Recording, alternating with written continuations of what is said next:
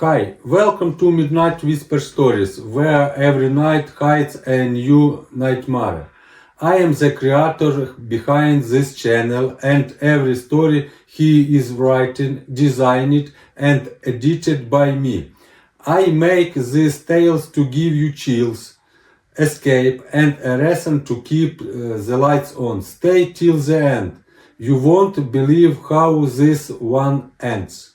Story 1. Room 37. I woke up to find her sitting in the corner chair, and the worst part was not her presence. It was the fact that she had been there every night for the past week, and I was only just now seeing her.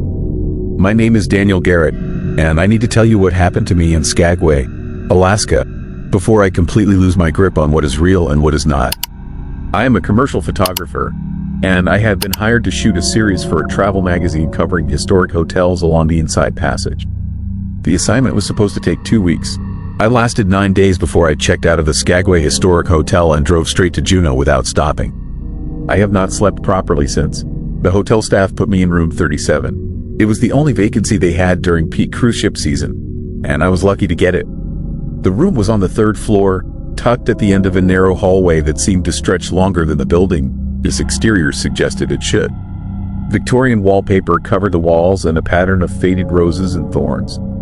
The furniture was authentic to the Gold Rush era, all dark wood and brass fixtures that had been polished smooth by more than a century of use. The chair sat in the corner by the window, angled to face the bed. It was an ornate piece with carved armrests and burgundy velvet upholstery worn thin in places. The hotel manager mentioned during check-in that everything in the room was original except for the mattress and the television hidden inside an antique wardrobe.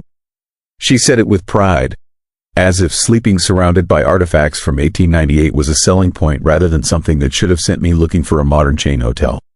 The first 3 nights were unremarkable. I spent my days photographing the hotel, its common areas, the hand-carved staircase, the bar with its brass rail and mirror etched with the names of gold prospectors who never struck it rich. I captured the dining room where Alaska, its governor, had once eaten breakfast, and the parlor where a famous madam had entertained clients before the town cleaned up its reputation. My evenings were spent editing photos on my laptop and falling asleep to the sound of cruise ship horns echoing across the harbor. On the 4th night, I started noticing the cold. The room temperature would drop dramatically after midnight, enough that I could see my breath in the darkness. I called the front desk twice about the heating system. Both times, the night clerk assured me the thermostat was working fine and suggested I use the extra blankets in the closet. I did, piling 3 heavy quilts on top of the comforter, but it never seemed to help. The cold was wrong somehow. It was not the crisp chill of mountain air or the damp cold of coastal weather.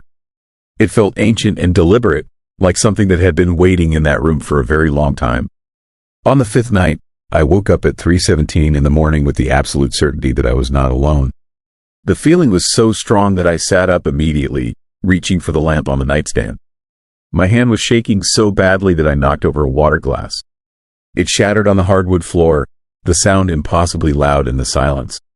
I finally got the lamp on and swept the room with my eyes, searching every shadow. Nothing. The chair in the corner was empty. The door was locked from the inside. The window was closed and latched. But the feeling persisted, a crawling sensation at the back of my neck that told me someone was watching. Had been watching.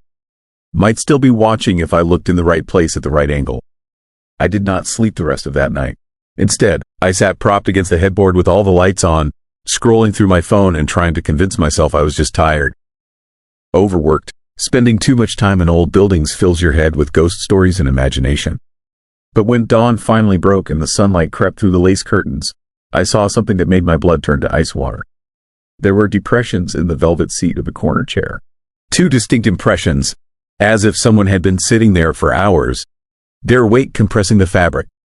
And on the floor beside the chair, I saw something that had definitely not been there when I went to bed. A small puddle of water, roughly circular, already starting to evaporate in the morning warmth. I spent that day asking careful questions. The hotel stay manager was a young woman named Sophie who had worked there for 3 years. When I mentioned room 37, her professional smile faltered for just a moment. She told me the room had a reputation. Guests sometimes reported unusual experiences. Cold spots, strange dreams, a feeling of being observed. One couple had checked out in the middle of the night after the wife claimed she saw a woman in old-fashioned clothing standing at the foot of their bed. Sophie showed me a photograph from the hotel archives. It was a wedding portrait from 1898. Faded sepia tones showing a young woman in a high-necked Victorian gown with leg of mutton sleeves. Her face was beautiful but solemn, her eyes staring directly at the camera with an intensity that seemed to transcend the century between us. Her name was Margaret Hollis, and according to the historical records, she had frozen to death on her wedding night. The story went like this. Margaret had arrived in Skagway during the gold rush, following a man she had met in Seattle who promised her marriage and prosperity. They were to be wed on December 20th, 1898. The groom was supposed to return from the gold fields the day before the ceremony, but he never showed up. Margaret waited in her room at the hotel, wearing her wedding dress, certain he would arrive any moment. She sat in a chair by the window, watching the street below for his approach. The temperature that night dropped to 40 below zero. A blizzard moved in from the north, and the town shut down. Margaret refused to change out of her dress or leave the window. Hotel staff found her the next morning, still seated in her chair, frozen solid. Her eyes were open. She was still watching the street. The chair I had been sleeping next to every night was that chair. The room I was staying in was her room, and according to Sophie, speaking in a voice so low I had to lean in to hear her, some guests claimed that Margaret never stopped waiting, that she still sat by that window on cold nights, dressed in her wedding gown, watching for a man who would never come. I should have changed rooms immediately. I should have checked out. But I am a photographer, and I am also stubborn and skeptical in equal measure. I convinced myself the story was just local color, something the hotel encouraged to add mystique. The depressions in the chair could be explained by old fabric and shifting weight distribution. The water was probably condensation. My imagination had taken a sad historical footnote and turned it into something supernatural. That night, I set up a camera. I positioned it on the dresser, aimed at the corner chair, and set it to take a photo every 60 seconds throughout the night. If something was happening in that room, I was going to document it. Prove it was nothing or prove it was something. Either way, I would have my answer. I went to bed around 11, leaving one small lamp on across the room. The camera, a shutter clicked softly at regular intervals, a mechanical heartbeat in the darkness. I lay there listening to it, and despite my earlier conviction, I felt deeply uneasy. The room was already growing colder. My breath misted in the air. The radiator clanked and hissed, but no heat seemed to come from it. I must have dozed off because I woke suddenly to the sound of the camera falling. It hit the floor with a crack of breaking plastic. I lunged for the lamp, flooding the room with light. The camera lay on its side near the dresser, the lens housing shattered. But what made my hand start trembling was the chair. Someone was sitting in it. She was elderly, probably in her 70s, with white hair pinned up in an elaborate style that belonged to another century. She wore a Victorian wedding dress, once white but now yellowed with age, the fabric stained dark around the hem. Her hands rested in her lap, and she was looking directly at me with eyes that seemed wrong somehow.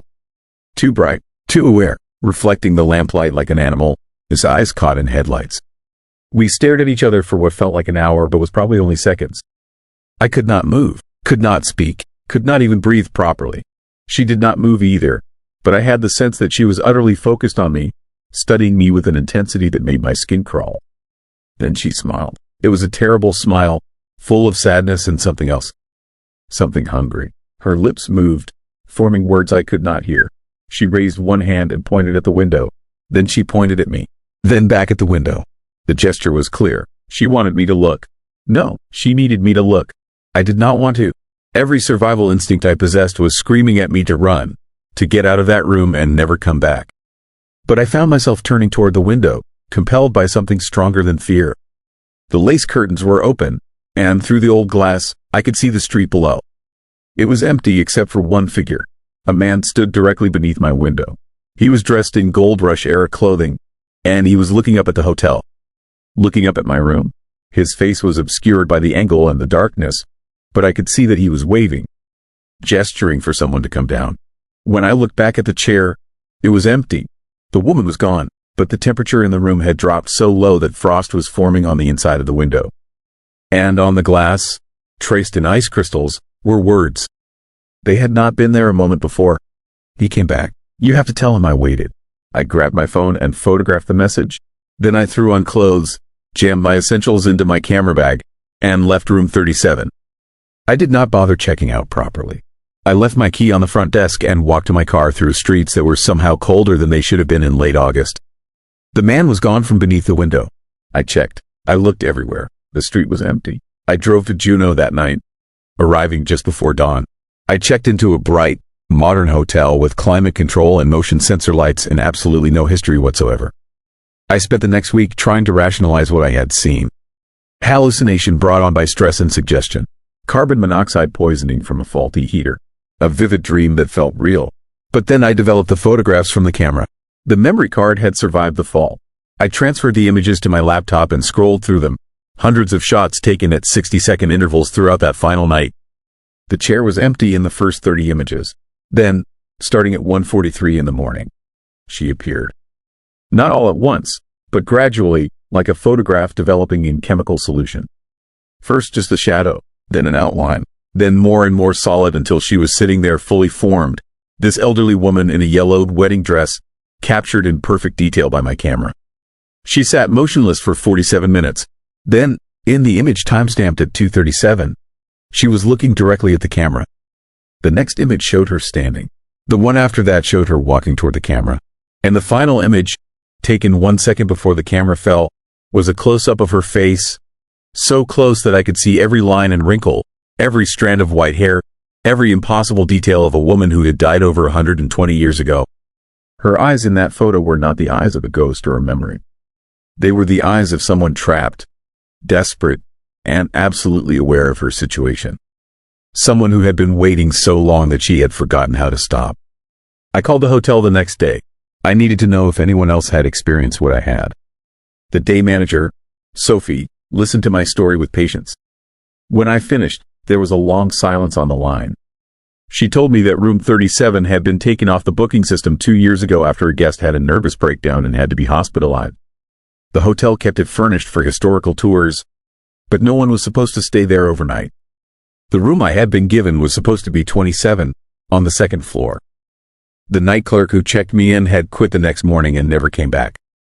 No one knew why she had put me in 37. But here's what made me drop the phone and stare at the wall for 20 minutes. Sophie checked the guest registry from 1898.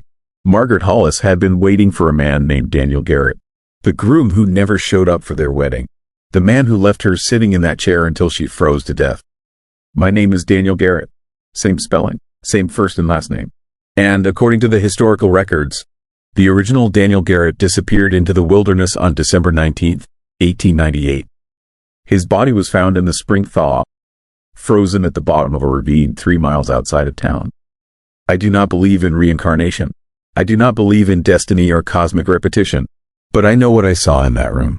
I know that Margaret Hollis sat in that chair every night for a week while I slept 3 feet away from her. I know that she was waiting for me specifically, and I know that on the final night, she showed me the man standing outside the window. I looked at the photos I took of the street. I zoomed in on the figure beneath my window. His face was visible in the streetlight, blurred but recognizable. It was me, standing outside the hotel, looking up at my own window, waving for Margaret to come down. Except I was inside the room. I never went outside that night. I was never on that street. So I have one question for you, and I need you to really think about it before you answer. If you checked into a hotel and found out you shared a name with someone who had died there over a century ago, someone who had been waiting for a person who looked exactly like you, would you believe it was coincidence? Or would you start wondering if maybe you were supposed to be there all along? Because I keep having this dream. I am walking through snow in the darkness. I am heading toward a warm light in the distance. And I know that when I reach it, someone will be waiting for me in a chair by the window. Someone who has been waiting for so long that she has forgotten how to do anything else. And the terrifying thing is, part of me wants to go back. Part of me feels like I left something unfinished. Like I owe her an explanation for being 126 years late. What would you do? Would you go back to room 37? Or would you spend the rest of your life wondering if you abandoned someone who had been waiting for you since before you were born? Story 2. Companion: the man appeared in my passenger seat during the worst whiteout I had ever seen. And I swear to God I never heard him open the door. My name is Travis Kerrigan, and I have been driving snowplows for the Alaska Department of Transportation for 17 years. I have worked every major highway in the state, from the Dalton to the Glen. But my regular route for the past 8 years has been the Richardson Highway between Valdez and Glen Ellen. 200 miles of mountain passes, steep grades, and weather that can turn deadly in minutes. I thought I had seen everything this road could throw at me. I was wrong. It happened on February 9th, during a storm system that had been pounding the Chugach Mountains for 3 days straight. The Weather Service was reporting wind gusts over 70 miles per hour and visibility near zero. Normal protocol would have been to shut down the highway and wait it out, but there was a medical emergency in Valdez. An ambulance needed to get through to Anchorage with a patient who could not wait for the storm to pass.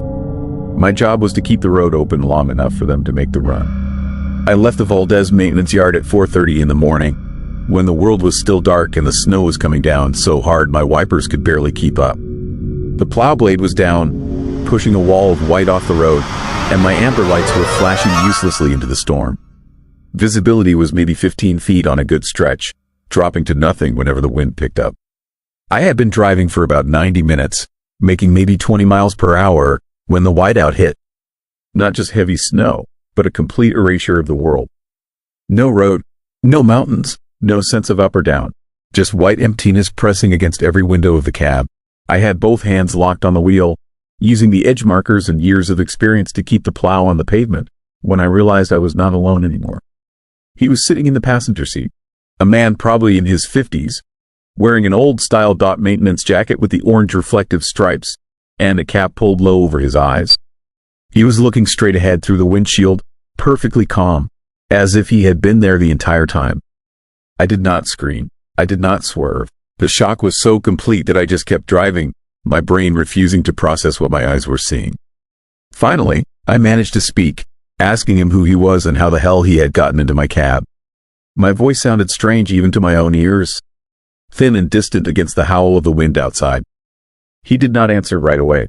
He just kept looking forward, and when he finally spoke, his voice had a quality that made me think of old recordings, like it was coming from somewhere far away. He told me to watch my left side, said there was ice building up on the road about a quarter mile ahead, right where the highway curves around Thompson Pass. Said if I did not drop my speed and angle the blade just right, I would slide straight through the guardrail. I had no reason to trust him, no reason to listen, but something in his tone made me ease off the accelerator and adjust the plow blade exactly as he suggested. 30 seconds later, I felt the wheels hit the ice he had warned me about.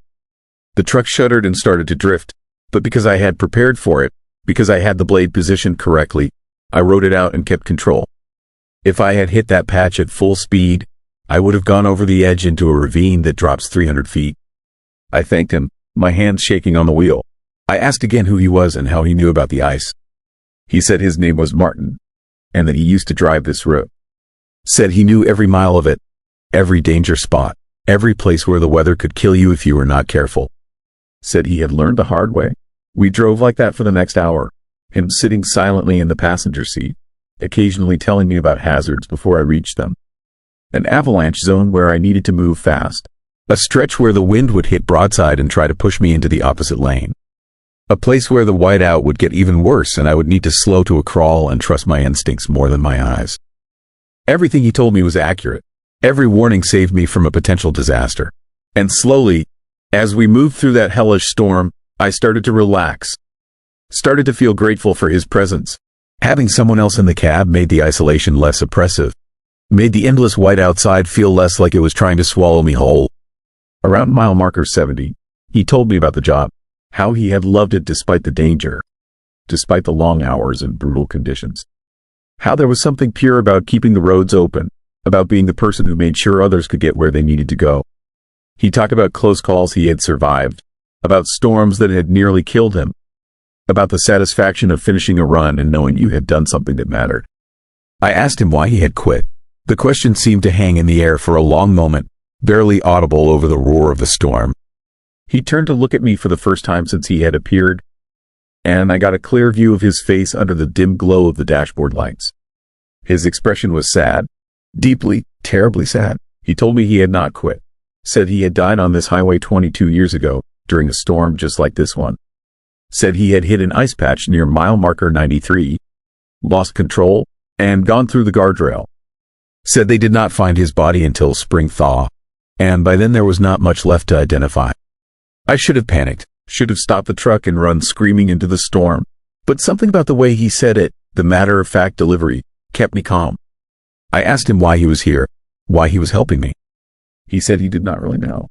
Said he just found himself in the cabs of plow trucks during bad storms, unable to stay away from the work he had loved. Said he tried to help when he could, tried to make sure other drivers did not make the same mistakes he had. We drove in silence for a while after that. The storm was not letting up, but I felt strangely peaceful, protected somehow by the presence of this man who should not exist. I asked him if he was lonely, if being dead and stuck on this highway was as terrible as it sounded. He thought about it before answering, said it was not so bad, said he got to do the job he loved, got to help people, got to see the mountains and the storms and all the wild beauty of this place. Said the only hard part was watching drivers die when he could not help them in time, when they did not listen or when his warnings came too late. That sent a chill through me that had nothing to do with the cold. I asked him how many drivers he had tried to help over the years. He said he had lost count. Some listened, some did not. Some made it through, some ended up like him, stuck on the road they died on, unable to move forward or back. Around mile marker 90, he told me the ambulance was about 20 miles behind us. Said they were making good time, but the storm was getting worse ahead. Said there was a stretch coming up that was going to be the worst I had ever seen, and that I needed to be ready for it. He told me exactly what to do, where to position the blade, how slow to go, which side of the road to favor. He made me repeat it back to him twice to make sure I had it memorized. Then he said something that made my blood run cold. He said that after I got through that stretch, I would not see him anymore. Said his presence was strongest in the worst conditions, and once I made it past the danger, he would fade. Said it had been good to have someone to talk to for a change, that most drivers were too scared to have a real conversation once they figured out what he was. I wanted to ask him more, wanted to know what it was like on the other side, if he had any regrets, if there was anything I could do for him. But before I could form the words, the storm intensified exactly as he had predicted. The wind hit us like a physical blow, and the visibility dropped to absolutely nothing. I was driving blind, following his instructions, trusting a dead man to guide me through conditions that should have been impossible to survive. It lasted maybe 10 minutes, but it felt like hours. Every second, I expected to feel the truck leave the road, to experience that moment of weightlessness before the long fall. But I held steady, did exactly what he told me, and somehow we made it through. When the worst of it passed and visibility improved to maybe 20 feet, I looked over at the passenger seat. It was empty. Martin was gone. The seat showed no sign that anyone had been sitting there. No indentation in the fabric. No warmth lingering in the air. Just an empty space where a dead man had been moments before. I finished the run in a daze. The ambulance passed me around mile marker 110. Their lights flashing in the storm. They made it to Anchorage. The patient survived. I had kept the road open like I was supposed to, but I could not stop thinking about Martin. About our conversation. About the calm way he had accepted his own death and chosen to spend eternity helping others avoid the same fate. When I got back to the yard, I asked around about him. Used the name he had given me and the details of the story. The other drivers got quiet when I brought it up. Finally, one of the older guys took me aside and showed me a photograph hanging in the break room. A memorial wall for drivers who had died on the job. Martin Reeves died February 9th, 1993. Lost control during a winter storm on the Richardson Highway. His truck went through the guardrail at mile marker 93. He was 52 years old, had been driving for DOT for 19 years, and was considered one of the best plow operators in the state. The photograph showed a man in his 50s, wearing a DOT maintenance jacket with orange reflective stripes and a cap pulled low over his eyes. It was the same man who had been sitting in my passenger seat. The same man who had saved my life a dozen times during that storm. The other drivers told me I was not the first to report seeing him. Every few years, during the worst storms, someone would come back saying they had a passenger who should not have been there, who gave them advice that kept them alive, who disappeared when the danger passed. The stories were consistent enough that people had stopped dismissing them as stress or hallucination. Martin was out there, still driving his route, still doing the job he loved. I have been back on the Richardson Highway dozens of times since that night. I have driven through storms that were just as bad, conditions that were just as dangerous. But I have never seen Martin again. Maybe he only appears when drivers really need him. Maybe there is some threshold of danger that has to be crossed before he can manifest. Or maybe he just decided I would be okay on my own after that first encounter. But here's what keeps me awake some nights. Martin told me that some drivers end up like him, stuck on the road they died on, unable to move forward or back. And I keep wondering what it would take to break that cycle. What would need to happen for him to finally rest, to move on to wherever people go when they finish their work in this world? Because part of me thinks he does not want to leave. Part of me thinks he chose this, that given the option to move on or stay and help, he picked the highway.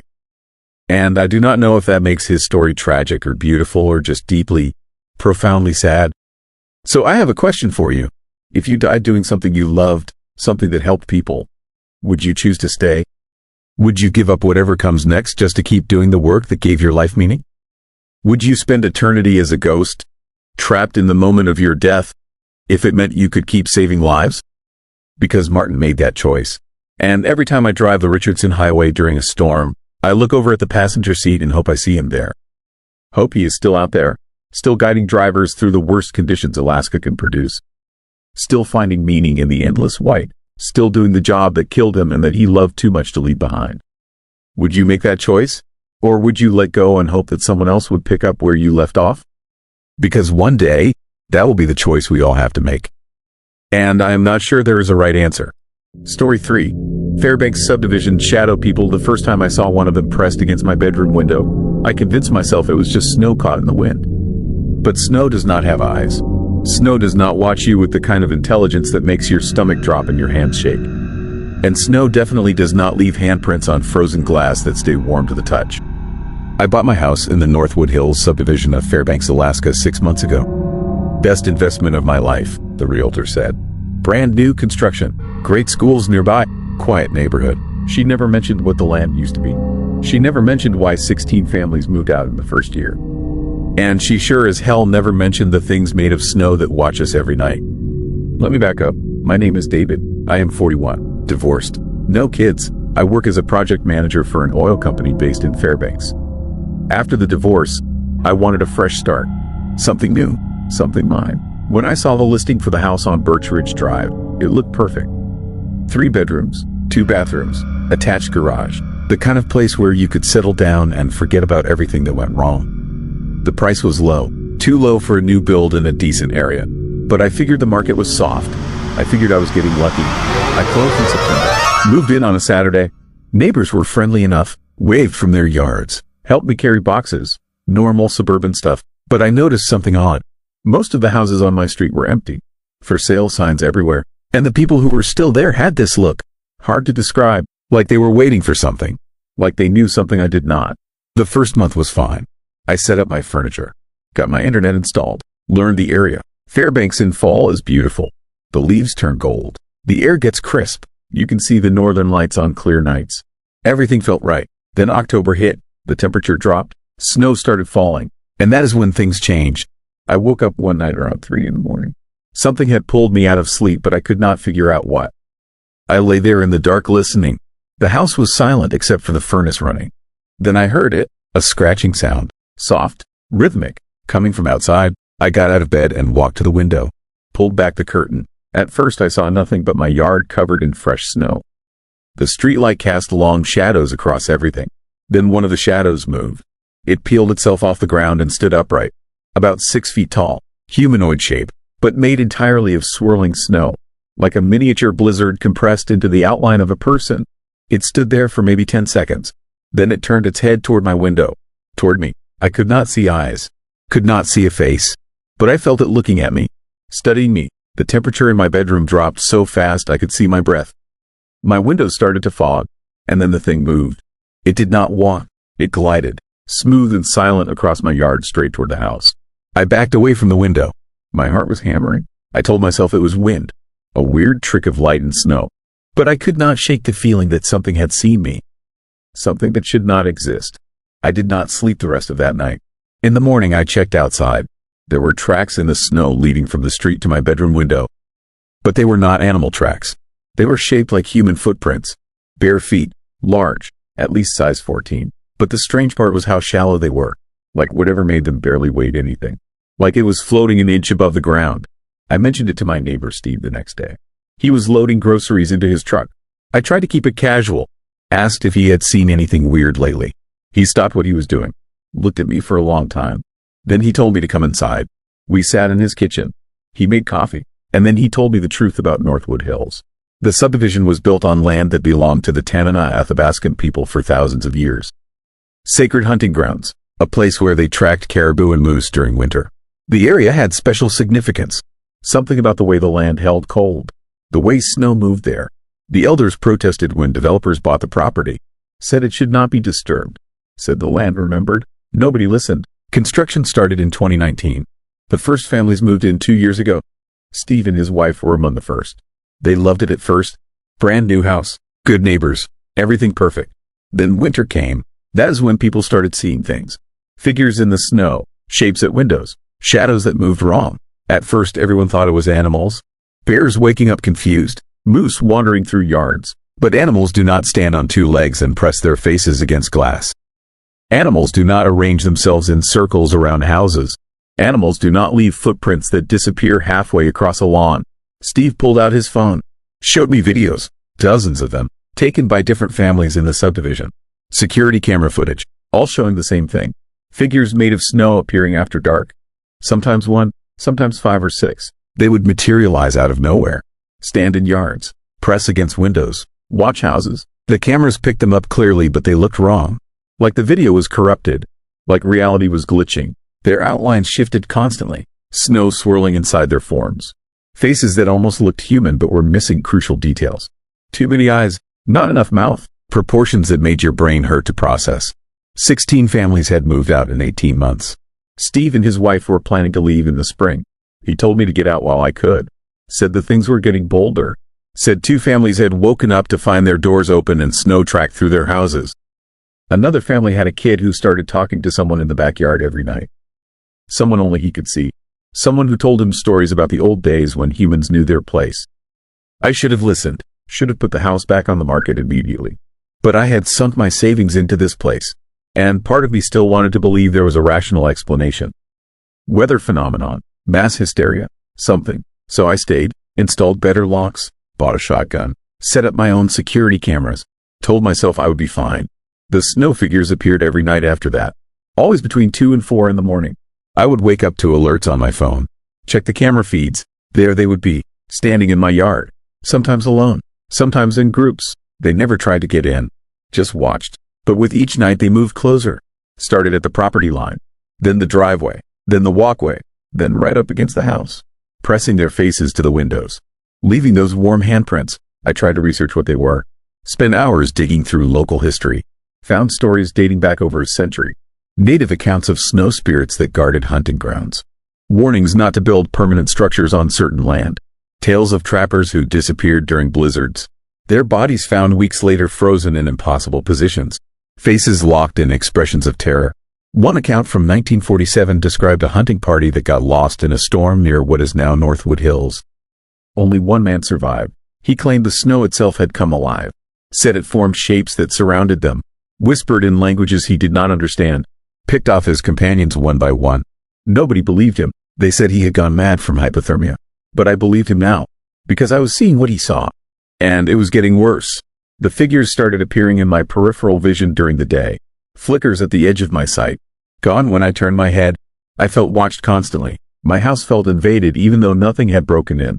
The temperature inside dropped no matter how high I set the thermostat.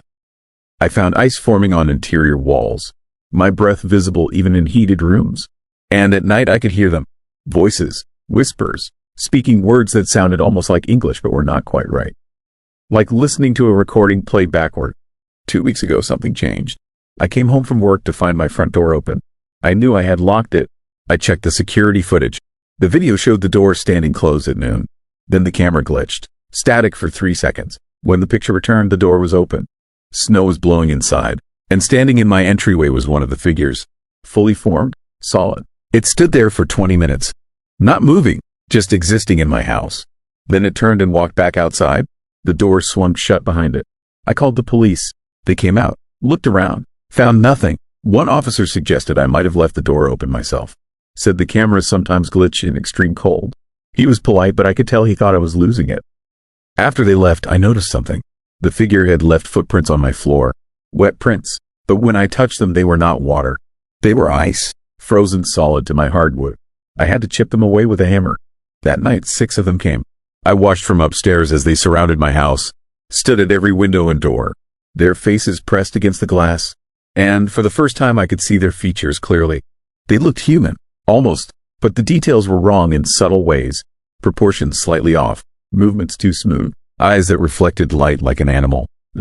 They stayed until dawn. When the sun came up, they dissolved into the morning wind.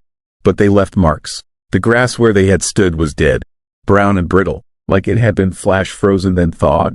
I found out yesterday that Steve and his family left in the middle of the night 3 days ago. Abandoned their house, did not even pack everything, just got in their truck and drove south. They will not answer my calls. 5 other houses on my street are now empty. The for sale signs have been taken down. No realtor wants to list properties here anymore. The few families still remaining have formed a group chat. We share information, warning times when the figures appear, comparing notes on what we have seen. One couple found symbols carved into their siding, ancient marks that matched nothing in any database. Another family had their dog disappear from their fenced yard. They found it 3 days later, frozen solid 2 miles away. Its mouth open in a final howl. Last night was the worst. I was lying in bed trying to sleep when I heard footsteps. Inside my house, heavy, deliberate. Coming up the stairs, I grabbed my shotgun, pointed it at the bedroom door. The footsteps stopped outside. The door handle turned slowly. It opened. Nobody there, but the temperature in the room plummeted. My breath came out in clouds so thick I could barely see. And then I heard a voice, right next to my ear, speaking in that backward-sounding language. I fired the shotgun. The blast was deafening. The doorframe splintered, but there was nothing to hit, just empty air and that oppressive cold. This morning I found more footprints throughout my house. They led everywhere. My kitchen, my living room, my office, up the stairs, around my bed, like something had explored every room while I was awake and aware. And in my bathroom mirror, someone had drawn a symbol in the condensation. The same symbol found on the other house. When I looked it up, I finally found a match. It was an old Alaskan warning mark. It means, this land is not yours. I am writing this from a motel in North Pole, 20 minutes outside Fairbanks. I left my house this afternoon, took my important papers and my laptop, left everything else. I am not going back. I called my insurance company, told them I wanted to file a claim. They asked what happened. I said I do not feel safe there. They said that is not covered. I am on the hook for a mortgage on a house I will never sleep in again. But here's what really terrifies me. Last night before I left, I checked the security cameras one final time. Wanted to download all the footage to show someone, anyone who might believe me. The cameras showed the same thing.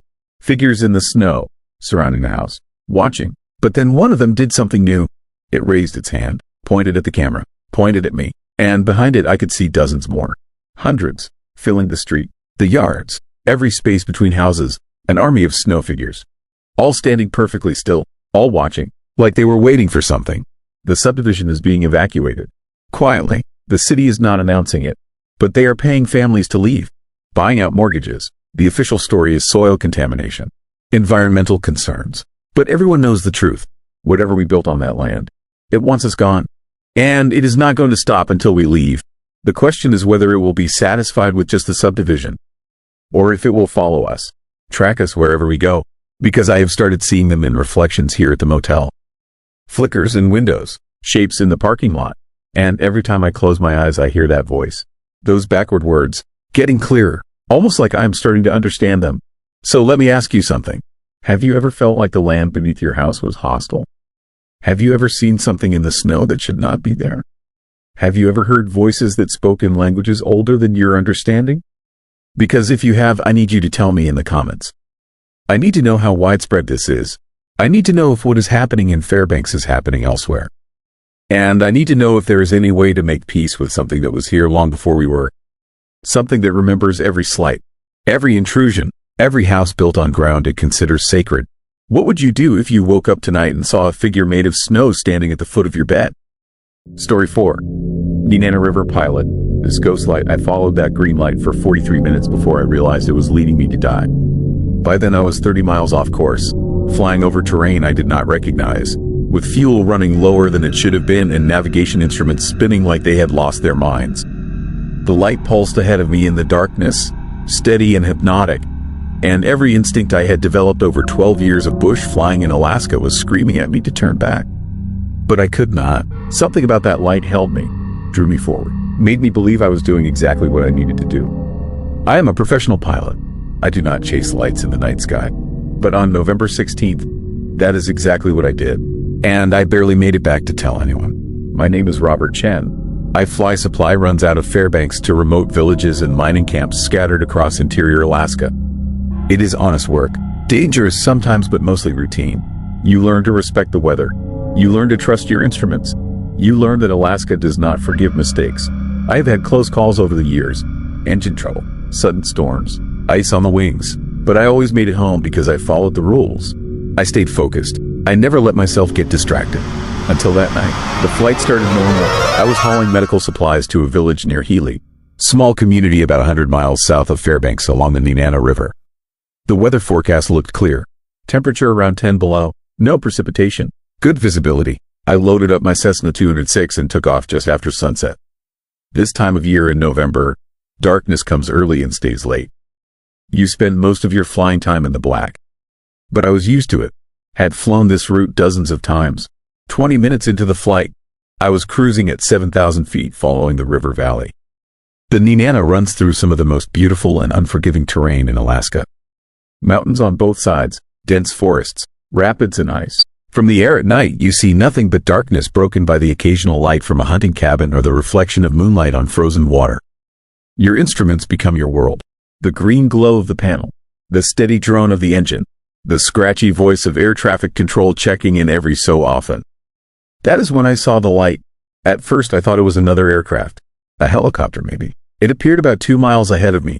Bright green, pulsing slowly, hovering maybe 1,000 feet above the river. I checked my traffic display. Nothing. I radioed Fairbanks, asked if they had any traffic in my area. They said negative. I was the only aircraft in that corridor. I looked back at the light. It was still there, steady, waiting. I should have ignored it. Should have continued on my planned route. But something about that light bothered me. It was too bright to be a normal aircraft. Too green. And it was not moving like any helicopter I had ever seen. It just hung there in the air, perfectly still, like it was defying physics. My curiosity got the better of me. I altered course slightly, turned toward it, figured I would fly close enough to identify what it was, then get back on track. The moment I changed heading, the light started moving. It drifted forward slowly, away from me, like it knew I was following, like it wanted me to follow. I increased my airspeed. The light stayed the same distance ahead, always just out of reach, always visible but never close enough to identify. My rational mind was telling me to turn back. But another part of me, something deeper and more primal, was fixated on that light. I needed to know what it was. 10 minutes passed, then 15. I kept following. The light led me away from the river, away from my planned route, over mountains I did not recognize. My GPS showed I was heading northwest into wilderness. No villages, no roads, no nothing, just forest and rock and snow. I started to feel uneasy. This was wrong. I knew it was wrong, but I could not make myself turn around. Every time I thought about banking away, the light would pulse brighter, like it was calling me, urging me forward. Then my instrument started acting strange. The compass began spinning. The altimeter jumped between readings. My GPS flickered and showed my position as somewhere over the Bering Sea. Impossible. I was nowhere near the coast. I tapped the panel. Nothing changed. The light kept moving ahead, and I kept following, like I was on autopilot, like something else was flying the plane and I was just along for the ride. I tried the radio, called Fairbanks Tower. Static. I switched frequencies. More static. I tried the emergency channel. Nothing but white noise with occasional pops and crackles. I was alone, cut off, flying deeper into the Alaskan interior with instruments I could not trust and a fuel gauge that was dropping faster than it should have been. That was when the fear really hit me. Not panic, not yet, but a cold understanding that I had made a terrible mistake, that I needed to turn back immediately. I pulled back on the yoke, started to bank. The light ahead of me flared, bright enough to light up my cockpit, bright enough to hurt my eyes, and in that flash I saw something that made my stomach drop. The light was not a light. It was a window, an opening, and through it I could see trees, a forest floor, snow, and wreckage, twisted metal, a plane, its tail section with numbers painted on it. November 824 Charlie. I knew those numbers. Every bush pilot in Alaska knew those numbers. That was Tom Halford, this plane. Tom was a legend, one of the best pilots in the state. He disappeared in 1968 while searching for a missing family along the Nenana River. The family had gone out hunting and never came back. Tom volunteered to fly the search pattern.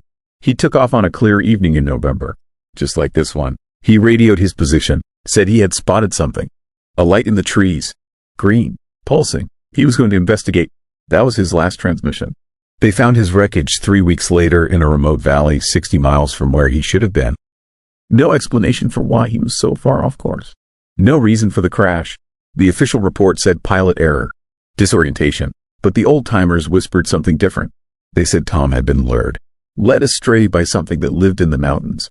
Something that used light to draw pilots away from safety. I had heard the stories. Every pilot had. We told them over beers in Fairbanks bars. Laughed about them. Called them superstition. Bush pilot mythology. But now I was staring at Tom Halford, his tail section through a window of light floating in the sky. And I understood that the stories were true. That whatever had taken Tom was trying to take me too. The light started moving again. Faster this time. I shoved the throttle forward, turned hard right, away from it. My instruments screamed warnings. Altitude, airspeed, heading. Everything was wrong, but I did not care. I just needed to get away from that light. I dove, pushed the nose down and dropped altitude as fast as I dared. The light followed. It stayed with me, matching my movements, and then I heard something that made my blood freeze. A voice, coming through my dead radio. Tom Halford, his voice. I knew it was him even though I had never met the man. Even though he had been dead for over 50 years. The voice was calm, reassuring, telling me to follow, telling me everything would be okay, telling me to trust the light. I ripped the radio out of the panel, yanked the wires. The voice stopped, but the light was still there. Closer now, right outside my window. I could see details I wish I had not seen. The light was not solid. It was made of something else.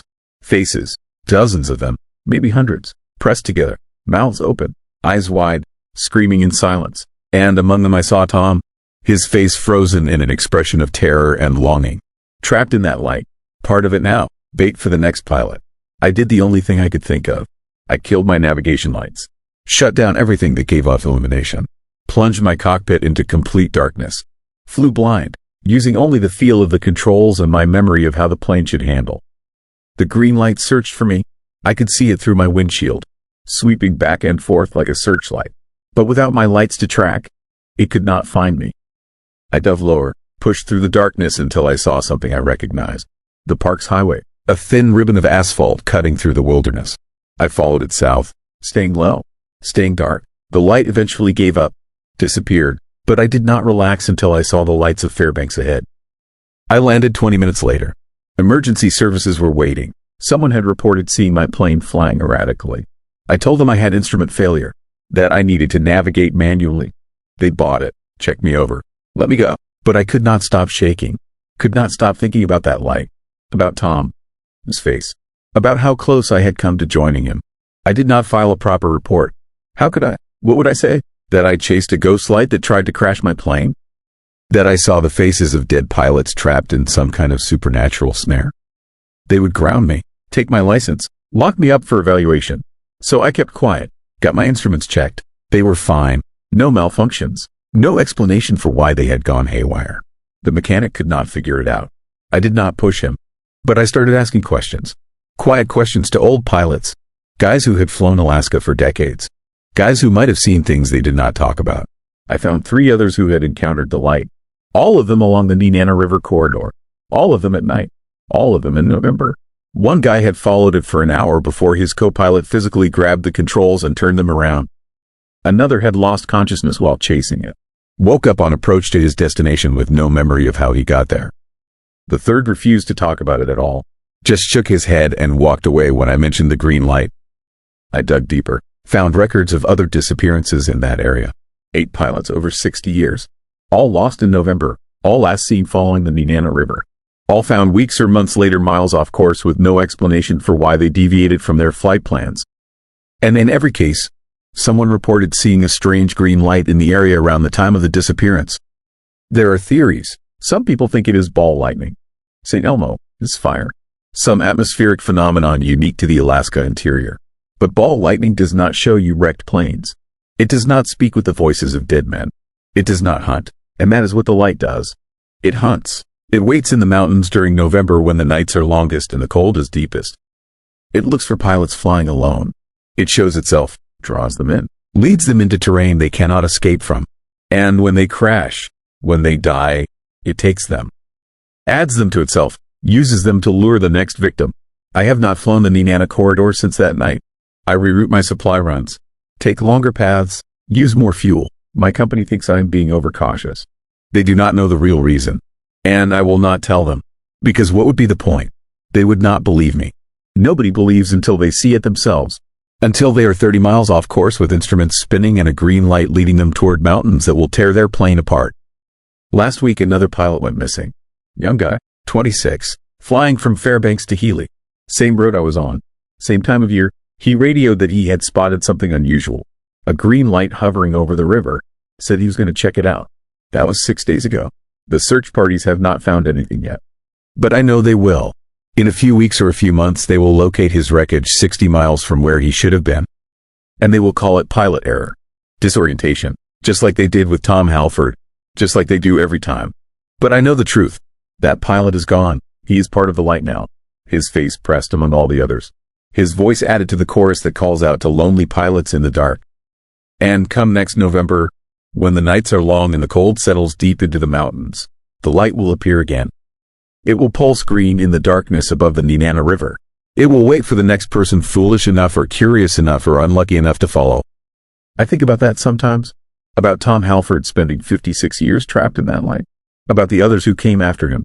About the young pilot who just disappeared. I wonder if they are conscious in there. If they know what they have become. If they are trying to warn people or if they are just bait now. Prisoners forced to lure others into the same fate. I wonder if they can see me. If Tom recognized me that night. If he was trying to save me or damn me. And I wonder what would have happened if I had followed that light all the way to wherever it was leading. Would I have crashed? Would I have disappeared into some pocket of reality where time does not work right? Would I have landed somewhere I could never leave? I do not have answers. Only questions. And the certainty that something lives in those mountains. Something old. Something hungry. Something that has learned how to use our own curiosity and need for understanding against us. So let me ask you this. Have you ever seen lights in the sky that moved in ways lights should not move? Have you ever felt drawn to something you knew was dangerous but could not resist? Have you ever heard voices on empty radio frequencies calling you by name? Because if you have, I need you to tell me in the comments. I need to know how widespread this is. I need to know if there are other places where the boundary between our world and something else grows thin. And I need to know if anyone has ever followed that green light all the way to its source and lived to tell about it. What would you do if you saw a pulsing green light hovering in the darkness ahead of your plane tonight? Story 5. Shadow Procession. I lost my shadow in Nightmute, Alaska. And I need you to understand that I'm not insane. It happened 3 weeks ago, during the worst blizzard the region had seen in decades. I was working as a long-haul trucker, running supplies to remote villages along the western coast. The money was exceptional, the isolation even more so. After my divorce and the mess that followed, I wanted nothing more than empty highways and the hum of my engine. Nightmute was supposed to be just another delivery stop, a forgettable dot on an endless white map. I should have turned around the moment I saw the ravens. They were everywhere along Route 78, hundreds of them, perched on every mile marker and road sign. Not moving, not making a sound, just watching with those black glass eyes as my truck crawled through the mounting snow. The radio had died 40 miles back, dissolving into static that sounded almost like whispering. I told myself it was the storm interfering with the signal. I told myself a lot of things that night. Nightmute appeared through the whiteout like a memory surfacing from deep water. The town consisted of maybe 30 buildings, most of them dark, huddled together against the endless tundra. Population sign said 209. I wondered how many of them were still breathing. The delivery depot was closed, which made no sense. They knew I was coming. I had confirmed the drop-off time twice. But the building sat there with its windows blacked out, a padlock frozen solid on the front door. My headlights swept across the lot, and that is when I noticed something that made my hands tighten on the steering wheel. Every vehicle in the parking lot was buried under snow, not from the current storm. This was weeks, maybe months of accumulation. These cars had not moved since long before winter set in. I should have left right then, reversed my truck and driven until I hit civilization again. But the storm was getting worse, and I had maybe an hour of fuel left. The depot had a generator, supplies. I could wait out the blizzard, then figure out what was happening. Reasonable, logical, exactly the kind of thinking that gets people killed. I found the side entrance unlocked. The door swung open with a groan that seemed to echo longer than it should have. Inside, the depot was freezing, colder somehow than the outside air. My breath came out in clouds so thick I could barely see through them. Emergency lights flickered along the ceiling, casting everything in a sick yellow glow. The place had been abandoned mid-operation. Paperwork scattered across desks, coffee cups half full, their contents frozen solid. A jacket hanging on a chair, one arm still holding the shape of whoever wore it last. But no people, no bodies, no signs of struggle, just absence. I found the employee break room and tried the phone. Dead.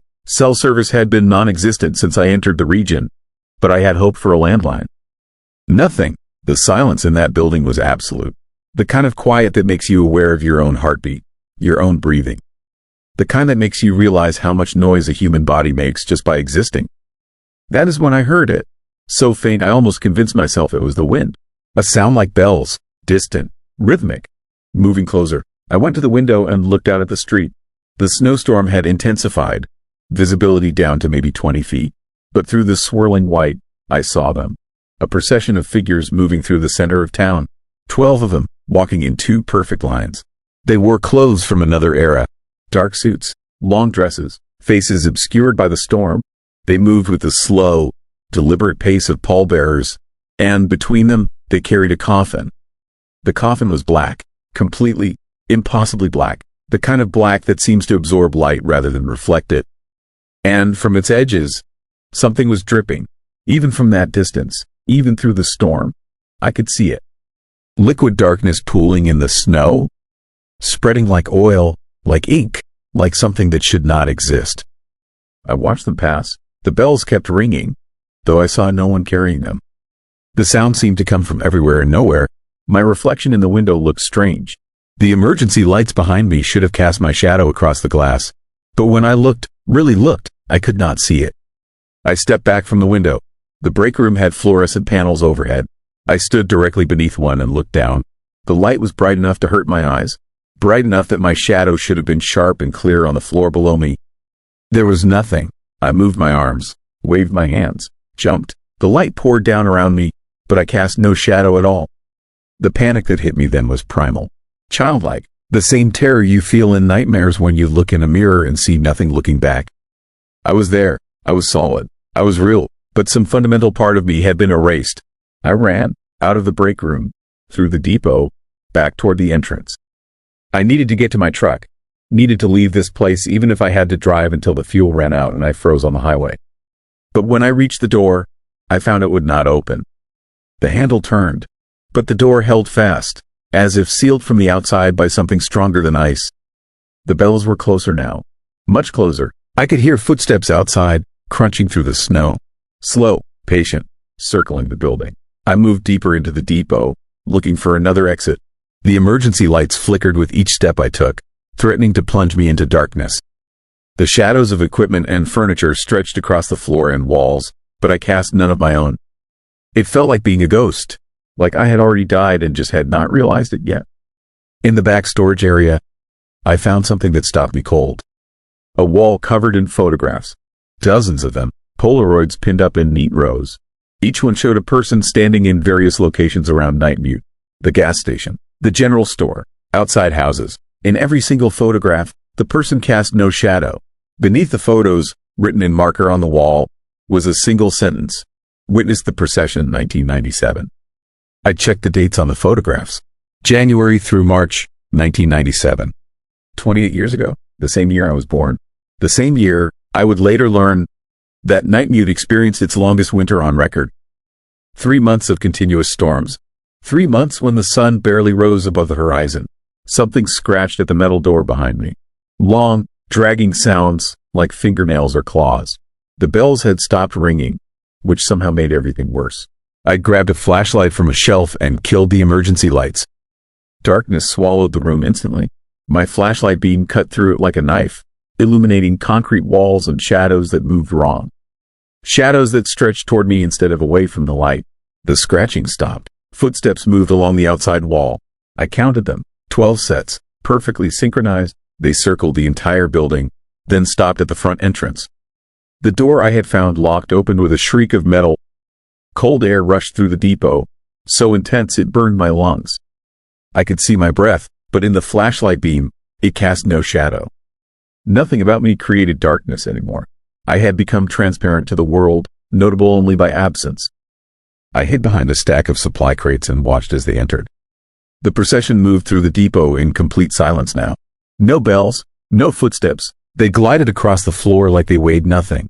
The coffin floated between them, that black liquid still dripping, eating through the concrete where it landed, leaving holes that went down farther than my light could reach. They passed within 10 feet of my hiding spot, close enough that I could see details I wish I had not. Their clothes were not just old-fashioned.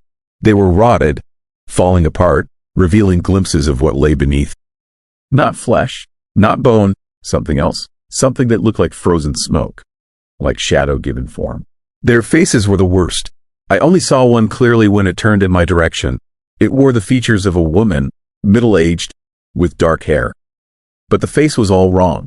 The proportions were off. The eyes too large, the mouth too wide, like someone had described a human face to something that had never seen one and it had done its best to recreate the description. The procession moved to the center of the depot and stopped. They lowered the coffin to the floor. The black liquid spreading from it began to pool, then to rise, forming shapes in the air. I saw images in that darkness. Memories, maybe, or warnings. I saw Nightmute as it had been. A living town, people moving through their daily routines. Then winter came, a storm that would not end. The temperature dropped and kept dropping. The sun vanished behind clouds that seemed to have weight and texture. Days became weeks. Supplies ran low. People began to disappear. Not dead, just gone. Their belongings left behind. Their vehicles and driveways. Their meals half-eaten. Then the first person saw the procession. An old man walking home from the general store.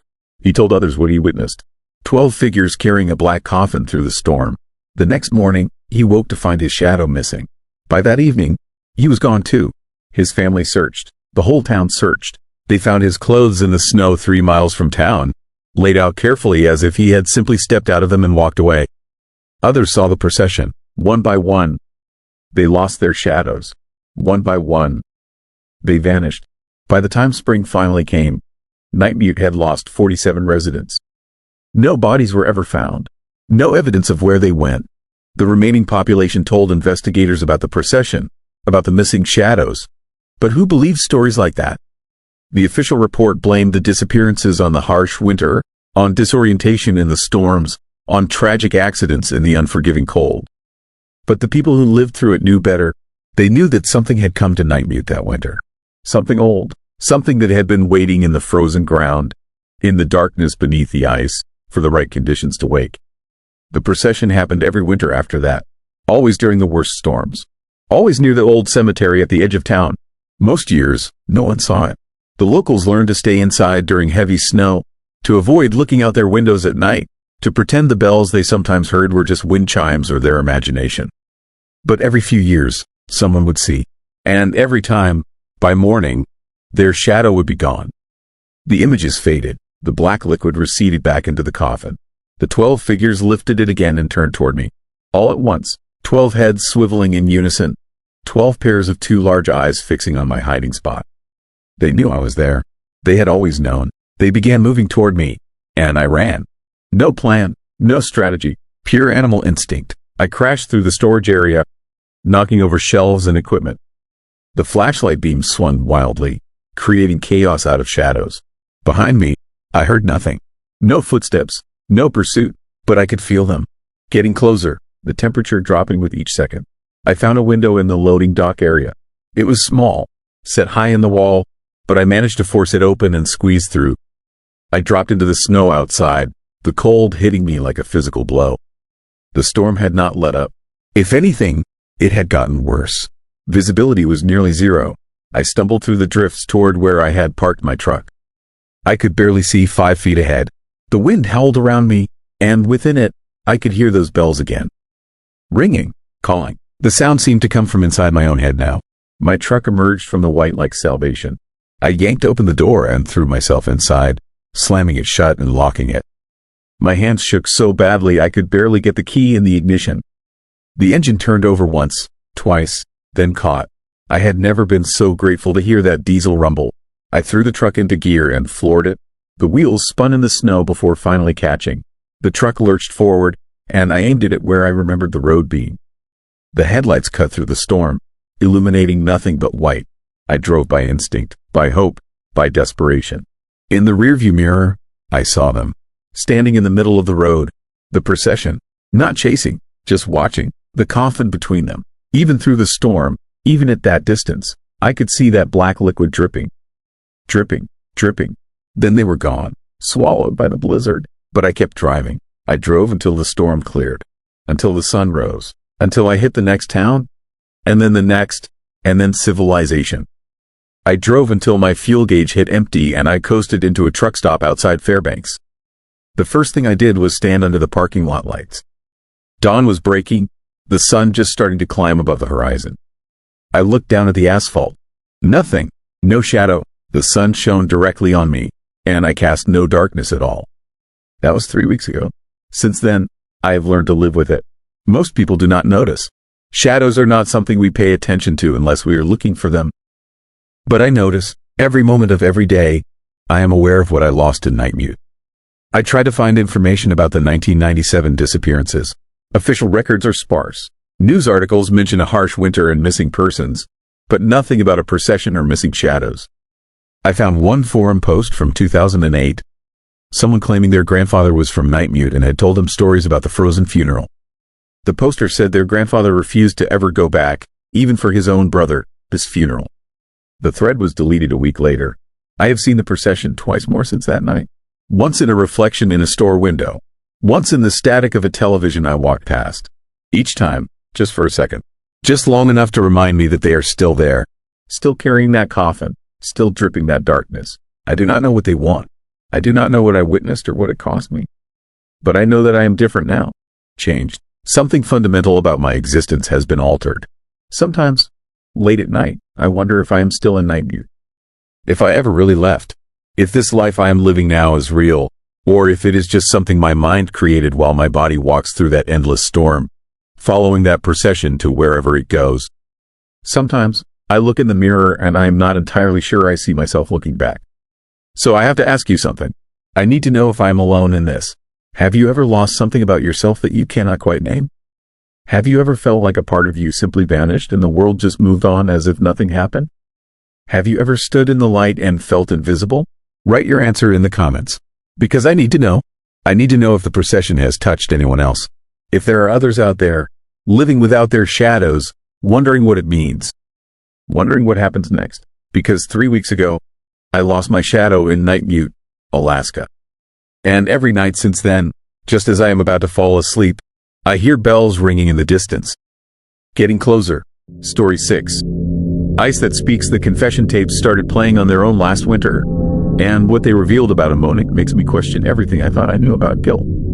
I am a state trooper, have been for 17 years. I transferred to Western Alaska 4 months ago because I needed distance from my old life, from memories that would not let me sleep. Ammonic seemed perfect. Population 400. Remote. Quiet. The kind of place where the biggest crimes are drunk and disorderly calls and domestic disputes. The kind of place where a man could disappear into his work and forget. I was wrong about the quiet part. The Ammonic Police Department operates out of a building that is older than most of the officers who have worked there.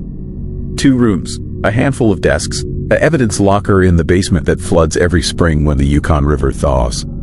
My first week, Chief Kallick told me not to bother with the basement. Said most of the old evidence was ruined anyway. Water damage, mold, decay. Better to let it rest. I should have listened. It started on a Tuesday night in January. I was alone in the station, finishing paperwork from a wellness check. Temperature outside had dropped to 30 below. The kind of cold that makes the building creak and groan like a living thing. Around midnight, I heard something that made me stop right. A voice, faint, coming from below. At first, I thought someone had broken into the basement. Vagrant looking for shelter, maybe. But the voice was not calling for help or moving around. It was speaking, steady, monotone, like someone reading from a script. I grabbed my flashlight and headed downstairs. The basement door stuck in its frame, swollen from years of moisture. I had to shoulder it open. The hinges screamed. The smell that hit me was overwhelming. Mildew, standing water, something else underneath, something metallic and wrong. The voice was louder down there. I followed it through the maze of old filing cabinets and water-damaged boxes. In the far corner, I found the source, an old cassette player sitting on a shelf. The tape deck was moving, playing, but the device was not plugged in. No batteries in the compartment. Just an empty shell of plastic and rust, somehow functioning. The voice coming from the speaker was male, middle-aged, speaking in a calm, measured tone that made my skin crawl. He was confessing to a crime. Not just any crime. Murder. He described it in detail. Where he had done it. How. Why. He talked about the ice. About how it had spoken to him. Told him things. Showed him things. Made him understand that some people needed to disappear. I hit the stop button. The tape kept playing. I hit eject. Nothing happened. I picked up the entire player to examine it closer. And that is when I noticed the label on the cassette. Evidence tag from 1993. Case number. A name I did not recognize. And handwritten at the bottom in faded ink. Confession. Thomas Uraria. I knew that name. Not personally, but every officer in the region knew it. Thomas Uraria had been one of the biggest manhunts in Alaska history. 1993. 5 people disappeared from Amonik over the course of 3 months. No bodies, no evidence, just absence. Thomas Uraria had been questioned. Everyone in town had been questioned. But nothing stuck. The case went cold. Then Thomas disappeared too. Walked out of his house one morning and never came back. His wife reported him missing. Search parties found nothing. Most people assumed he had run. Guilt finally catching up, but there had never been proof. Never a confession. Until now. The tape played for another 10 minutes. Thomas described where he had put the bodies. Not buried, not hidden in the usual sense. He said he had given them to the ice. Walked them out onto the frozen river during the darkest part of winter and let them fall through weak spots he somehow knew were there. The ice had shown him. Spoken to him in a language older than words. Told him who needed to go. Who was marked. When the tape finally stopped, the silence in that basement was absolute. I stood there holding the player, my hands shaking. Not from fear exactly, from something else. Recognition, maybe, because I had heard stories about the ice since arriving in Amonik. Old stories, the kind locals tell to outsiders as jokes, testing to see how much you believe. They say the ice on the Yukon River has memory, that it records everything that happens on and beneath it. Voices, deaths, secrets, and during certain winters, when conditions align just right, it plays those recordings back. The ice speaks. I thought they were messing with the new guy. Small town hazing, but standing in that basement, listening to a confession from a dead man on equipment that should not work, I started to reconsider. I took the tape player upstairs and locked it in my desk. I needed to think, to figure out what I was dealing with. Hoax seemed most likely. Someone in the department playing a prank. But who? And why use a case this old? This sensitive? I did not sleep that night. Went home to my rental on the edge of town and sat in the dark, listening to the wind howl across the tundra. Around 4 a.m, I heard it. Faint, like it was coming from far away. A voice, the same voice from the tape. Still confessing, still describing what he had done. I checked every room, every window, every device that could produce sound. Nothing. The voice was not coming from my house. It was coming from outside, from the wind, from the ice. I got dressed and drove back to the station. If I was losing my mind, I needed to be somewhere with other people. Somewhere with lights and warmth and the illusion of safety. But when I pulled into the parking lot, I saw lights on in the basement. Flickering, like candles, but we did not have candles in the evidence room. I went inside. The basement door was open. Had I left it that way? I could not remember. Everything from earlier felt distant now. Dreamlike. I descended the stairs slowly, hand on my service weapon, flashlight cutting through the dark. The cassette player was back on the shelf in the corner, playing, but it was a different voice now. Female, younger, also confessing, also talking about the ice. She described killing her husband, making it look like an accident out on the river, waiting for the spring thaw to take the evidence away. The ice had told her to do it, had shown her exactly where he would fall through, had promised to keep her secret. I checked the evidence tag. 1993. Different case, different name. Margaret Iunerik. I knew that name too. She had died in 1999. Car accident. Nothing suspicious. But here was her voice, preserved on tape, confessing to murder 6 years before her own death. Over the next hour, 3 more tapes played. All from 1993. All confessions to crimes that were never solved. All mentioning the ice, the way it spoke, the way it knew, the way it demanded. I started pulling case files. Every unsolved disappearance or suspicious death from that year. 11 total. Way too many for a town this size. I read through the investigation notes. Officers at the time had noticed the pattern. All the incidents happened during the coldest months. All near the river, but they never found connections between the victims. Never established motives. The cases just accumulated until spring came and the disappearances stopped. Then I found something that made my blood go cold. A notepaper clipped to one of the files, handwritten, from the officer who had led the investigation. It said, "All suspects interrogated. 5 gave confessions on tape. Confessions too detailed to be false. But all 5 had alibis. Solid alibis. Witnesses, evidence proving they could not have committed the crimes they described. Confessions deemed inadmissible. Result of psychological pressure or contamination. Tapes sealed as evidence. Cases remain unsolved." The officer's name was Samuel Tungian. I knew that name too. He had been chief of police in Amonik. Died in office, 2007. Heart attack during the winter. They found him in the station. Alone. The basement door open. I heard footsteps above me. Heavy, slow. Someone else was in the station. I killed my flashlight and moved toward the stairs, weapon drawn. The footsteps moved through the main room, opening drawers, searching for something. I crept up the stairs and peered through the crack in the basement door. Chief Calix stood at my desk. He had picked the lock and was going through the drawers. He found the cassette player, held it up to the light. His face in that moment was not the face of the man I had met 4 months ago. It was harder, older, haunted by something I could not name. He must have sensed me watching because he turned. Our eyes met. For a long moment, neither of us moved. Then he set the player down carefully and gestured for me to come out. We sat across from each other at my desk. He did not ask why I had the player. Did not pretend he did not know what I had found. He just stared at it like it was something dangerous, something that might bite. Then he started talking, not explaining, not defending, just telling me what I needed to know if I was going to survive the winter in Amonik. The ice does speak, not metaphorically, not in stories, actually speaks, has been speaking for as long as people have lived along the Yukon. Most years, it is quiet. Background noise you learn to ignore. But some years, when the temperature drops low enough for long enough, when the ice gets thick enough, it remembers. And it wants to share what it knows. In 1993, the winter was the coldest on record. The ice grew to depths never before measured. And it started confessing, not to people, through people. It would pick someone, anyone, whisper to them in their sleep, show them crimes, real crimes, murders and disappearances that had happened on or near the river over the decades. Make them believe they had committed these acts. Make them confess. 5 people came forward that winter with detailed confessions. The evidence team recorded every word. But when they checked alibis, when they followed up on the details, nothing matched. The confessors could not have committed the crimes. They had been somewhere else. They had been children when some of the murders occurred. The confessions were impossible, but they were also accurate.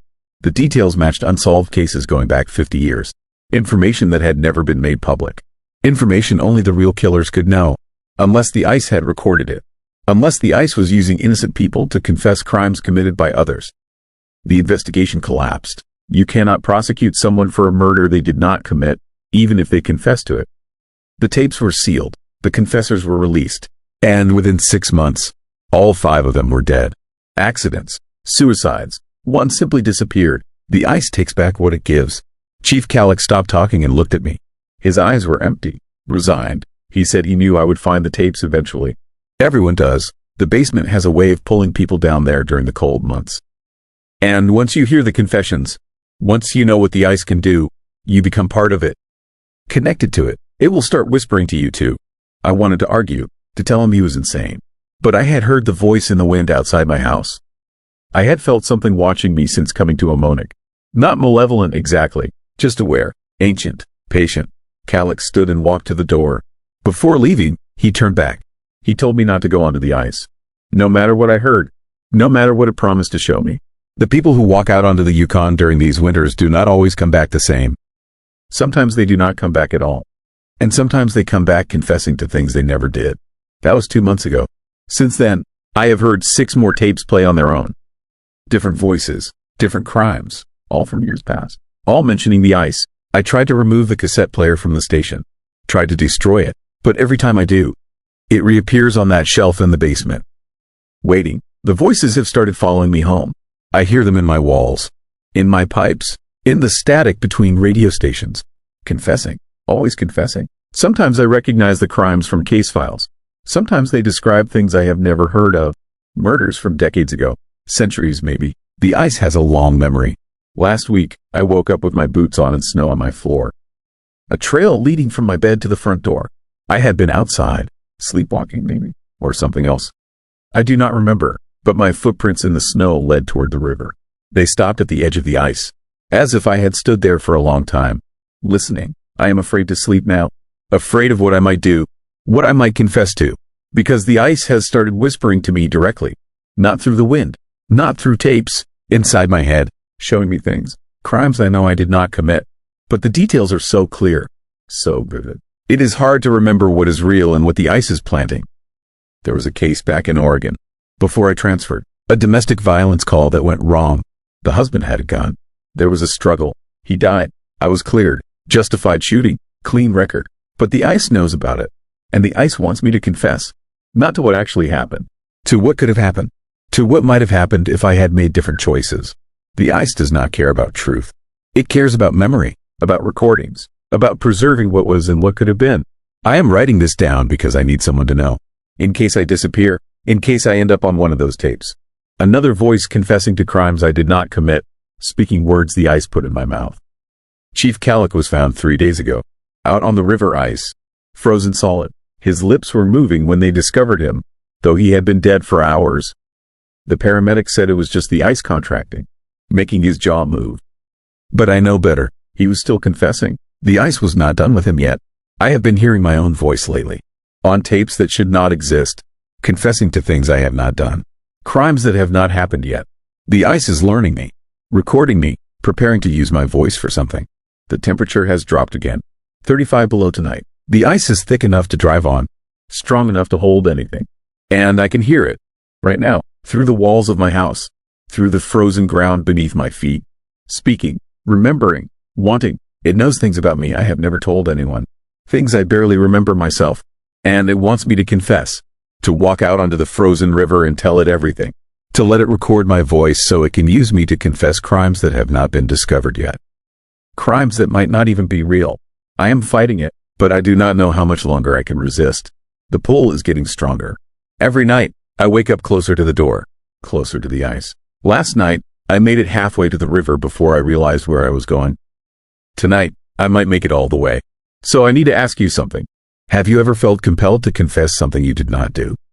Have you ever heard voices in the ice or the wind or the static, telling you to admit to crimes you do not remember? Have you ever walked in your sleep toward water, toward frozen surfaces, toward places that feel like they are calling you home? Write your answer in the comments, because I need to know if this is just a Monic, just this river, or if the ice speaks everywhere. If there are others out there, fighting the same pull, resisting the same voices, because the confession tapes are still playing. And one of them has my voice on it now, confessing to something I have not done yet. Something the ice says I will do. Something it has already recorded because in its memory, time does not move forward. It just accumulates, layers upon layers of frozen moments. And tonight, the ice is speaking louder than ever before.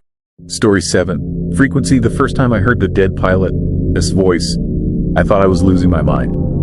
Let me ask you something. Have you ever heard someone calling for help when you know, absolutely know, that nobody is there? That nobody could be there?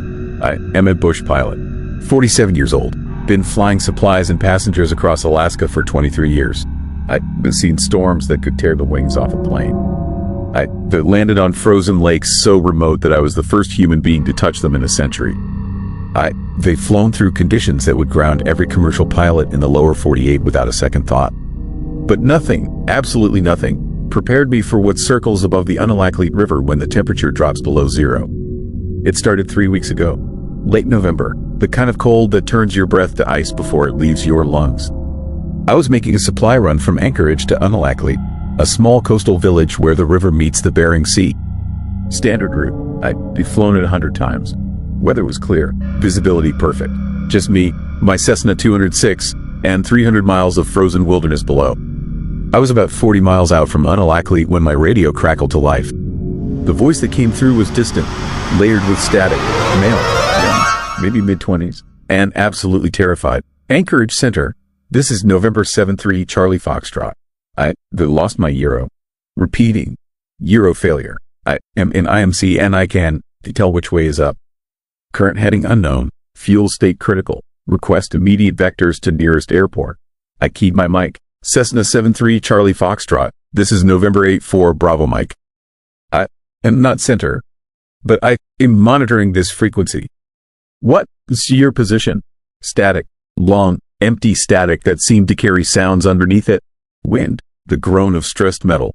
Something else I couldn't identify. Then the voice came back, but it wasn't responding to me. It was like he couldn't hear me at all. Center.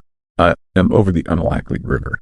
I think. Everything looks white. Can to see the ground. Can to see the sky. Instruments are spinning. Please, I have maybe 10 minutes of fuel left. I need help. I checked my charts. Looked at my GPS. I was directly over the Alaskan River right then. The frozen surface stretched below me like a white highway, clear and empty and absolutely deserted. No other planes, no distress beacons, nothing but pristine snow and the shadows of late afternoon sun. 7-3 Charlie Foxtrot. I'm directly over the Alaskan River right now. I don't see you. What is your altitude? No response. Just that static, that wind, that sound underneath that I was starting to recognize as something I heard before but couldn't quite place. I circled the area for 20 minutes, scanned every frequency, called Anchorage Center myself to ask if they had any emergency traffic. They told me the frequency was clear, had been clear all day. No distress calls, no aircraft in trouble, just me, flying lazy circles over frozen river, looking for a plane that apparently didn't exist. I should have let it go, should have continued to Alaskan, dropped off my supplies, and forgotten the whole thing. But something about that voice stayed with me, the fear in it, the certainty that he was about to die. So instead of forgetting, I started asking questions. The old-timers in Alaskan knew the story. They'd been waiting for someone like me to ask, someone who finally heard the transmission. In 1979, a young pilot named David Morse disappeared while flying from Nome to Alaskan. He was 26, commercial license, instrument rated, over 1,000 hours of experience. He left Nome in clear weather, never arrived at his destination. Search and rescue found nothing. No wreckage, no emergency locator beacon, no body, just gone, swallowed by the white emptiness like he never existed at all. But pilots kept hearing him. Not often, not regularly, only during the coldest parts of winter, only when flying over the Alaskan River. His last radio call, playing over and over on emergency frequencies. Always the same words, always the same terror, a loop of his final moments, broadcast into the present from somewhere in the past. Or maybe not the past at all, maybe somewhere else entirely. The old-timers told me to ignore it if I heard it again. Said it was just atmospheric interference, electromagnetic anomalies, the cold doing strange things to radio waves. They said a lot of things that were supposed to be reassuring, but that made their eyes dart toward the windows, toward the darkening sky, toward the river that ran like a frozen scar through the center of town. I flew the route again 2 days later. Different time, different weather, overcast this time, with low clouds that turned the world into shades of gray and white. I told myself I was just doing my job, just making my deliveries, that I wasn't looking for anything, wasn't listening for anything. But I was, and 40 miles out from Alaskan, right over the river, my radio crackled again. Anchorage Center, November 7-3 Charlie Foxtrot. Euro failure. I am in IMC. Can you tell which way is up? The same transmission, word for word, like a recording. But this time, I noticed something I'd missed before. In the background, beneath the static and wind, there was another sound. Rhythmic, mechanical, the sound of an engine running rough. Missing beats, struggling. I keyed my mic. David Morse, November 7-3 Charlie Foxtrot. My name is Jack Sullivan. I am a pilot. I can hear you. Can you hear me? The transmission cut off. Complete silence. Not even static. Just dead air that felt heavy. Expectant. Like something was listening. Then a new voice came through. Not David Morse. Someone else. Older. Raspier. Barely audible beneath layers of interference. Turn back. Don. To look for him. He is not lost. He is found. My skin went cold. Not from the temperature. From something deeper. Something primal that recognized the wrongness in those words. I looked out my window. Down at the river below. A plane was circling. Not on my instruments. Not on my radio display. Just there. Visible. Real. A Cessna 185. Dark blue with white trim. Flying a tight circle over the same section of river I'd been monitoring. Its wings shed ice crystals that caught the light and sparkled like stars. Like frozen tears, it flew smoothly, gracefully, exactly the way a plane should fly. except it was 30 feet below me, and I knew, the way you know things in nightmares, that it shouldn't to be there. Couldn't to be there. I watched it complete its circle, watched it bank and turn and start another one. The same path, the same altitude. A perfect geometric pattern burned into the air above the frozen river. And as it flew, ice crystals continued to fall from its wings.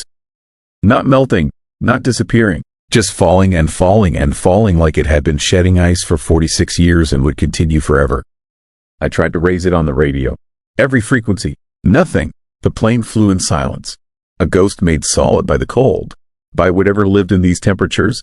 Whatever had taken David Morse and was using him now to fly endless circles above the place where he died. Except he hadn't. He died there. Search and rescue had found nothing. No crash site. No wreckage. So where had he gone? What had happened in those final moments when his gyro failed and his instrument spun and he couldn't to tell Earth from sky? I followed him. I don't. Do you know why? Probably the same reason people slow down for car accidents. The same reason we watch horror movies. Some deep, stupid part of the human brain that needs to see. Needs to know, even when knowing might destroy us. The spectral Cessna led me east. Away from the river. Away from anything resembling civilization. Into the Brooks Range, where mountains rose like broken teeth and valleys lay hidden beneath snow so deep that landing would mean death. The clouds got lower, thicker. My instruments started acting strange. The compass spinning slowly clockwise. The altimeter reading 300 feet too high. My GPS losing signal. Finding it, losing it again. And through it all, the plane ahead of me flew perfectly. Shedding ice, circling, leading me deeper into the white nothing. That is when I understood what the old voice on the radio had meant. David Morse wasn't too lost. He'd been found. Something in the clouds had found him when his instruments failed. Something that lives in the disorientation. In the whiteout. In that moment when a pilot can trust their senses and has to choose between what they feel and what the instruments say. And David Morse had chosen wrong. Or maybe there was no choice at all. Maybe when you get lost enough, when you fly deep enough into the cold and the confusion, something finds you, takes you, uses you to find others. The spectral plane turned hard left. I followed without thinking, purely on instinct. And that, when I saw it, a valley that shouldn't exist. A gap between mountains that wasn't on any chart. The clouds opened just enough to show me what lay below. A graveyard. Dozens of planes. Maybe hundreds. All circling. All shedding ice crystals. All flying the same perfect geometric pattern in a space that was somehow bigger on the inside than it had any right to be. Cessnas. Pipers. Cubs. Even a DC-3 that must have been from the 50s. All of them moving in synchronized silence. All of them crewed by pilots who had gotten lost in the white. Who made the wrong choice. Who had been found. And in the center of their circles, at the bottom of the valley, something waited. I can describe it. My brain won. Do let me. Even now, 3 weeks later, when I try to remember what I saw, the memory slides away like oil on water. But I felt it looking at me, felt it measuring me, deciding if I qualified, if I was lost enough, confused enough, if my instruments were lying enough to bring me down. My GPS came back online all at once. Full signal, clear and strong. My compass stopped spinning and locked onto north. My altimeter corrected itself, and I understood that I'd passed some kind of test. That I'd gotten close enough to see, but not close enough to stay. Not yet. David Morse, this plane peeled away from the others, flew directly at me, close enough that I could see into the cockpit, see the pilot sitting there. Young, maybe 26, exactly as young as he'd been in 1979. Exactly as young as he'd be forever. His hands were on the controls. His eyes were open, but there was nothing behind them. Just that same frozen light I'd seen in the ice crystals. That same cold intelligence that lived in the whiteout and fed on confusion. His lips moved, not speaking, not to me, still making that same radio call, still asking for vectors to the nearest airport, still believing, in whatever was left of his mind, that he could be saved. That help was coming, that this was all temporary. It wasn't temporary. It was eternal. I turned my plane hard right. Pushed the throttle to maximum and ran. The valley disappeared behind me. The clouds closed. When I looked back, there was nothing but white. No gap between mountains. No graveyard of planes. No David Morse circling forever above his own frozen moment of death. but I could still hear him on the radio. Fainter now, distant, still calling for help that would never come. I made it back to Unalakleet, landed with shaking hands, filed a report that I deleted before submitting. What would I say? That I found a pocket dimension full of ghost planes? That something lives in the clouds and collects pilots who get lost? That David Morse has been flying circles for 46 years and will fly them for 46 more? Nobody would believe me. Hell, I barely believe me. But I changed my routes. I don't to fly over the Unalakleet River anymore. Don't to fly when the clouds get too low or the cold gets too deep. Don't to trust my instruments the way I used to. Because now I know what happens when they fail. What's waiting in the whiteout? What uses the voices of the lost to call to the living? The old-timers were wrong. It is not atmospheric interference. It is not electromagnetic anomalies. It is a warning. David Morse is still trying to save people, still transmitting his position, still asking for help, not for himself. For us, he is marking the boundary, showing us where not to go, where the whiteout becomes something else, something that doesn't let you leave. Last week, a tourist pilot went missing near the Unalakleet River. Young guy from California filed a flight plan from Nome to Unalakleet. Never arrived. Search and rescue found nothing.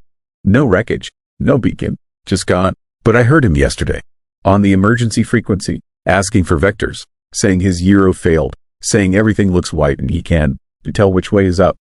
His voice sounded exactly like David Morse. This did. Same cadence, same terror, same certainty that death was coming. Maybe it's not. Maybe death would be a mercy. Maybe what is really waiting in that valley is worse. An eternity of circling, of calling for help, of shedding ice crystals that never run out, of being found but never rescued. I'll keep flying. It's what I do, what I've always done. But I'll never forget what I saw. What circles above the Unalakleet River when the temperature drops and the clouds roll in and something old and patient waits for the next pilot to make the wrong choice. So this is what I need to know. Have you ever been driving in fog so thick you couldn't see the road? Flying in clouds so dense you couldn't see your wingtips? And felt like something was watching you, guiding you, leading you somewhere that wasn't on your map? Write your answer in the comments. Because I need to know if it's just pilots, or if it finds others too. If the whiteout exists on the ground as well as in the sky. If you can get lost in your car the same way David Morse got lost in his plane. I need to know if we're all circling something, all shedding pieces of ourselves into the cold, all calling for help that sounds more like a warning with every repetition.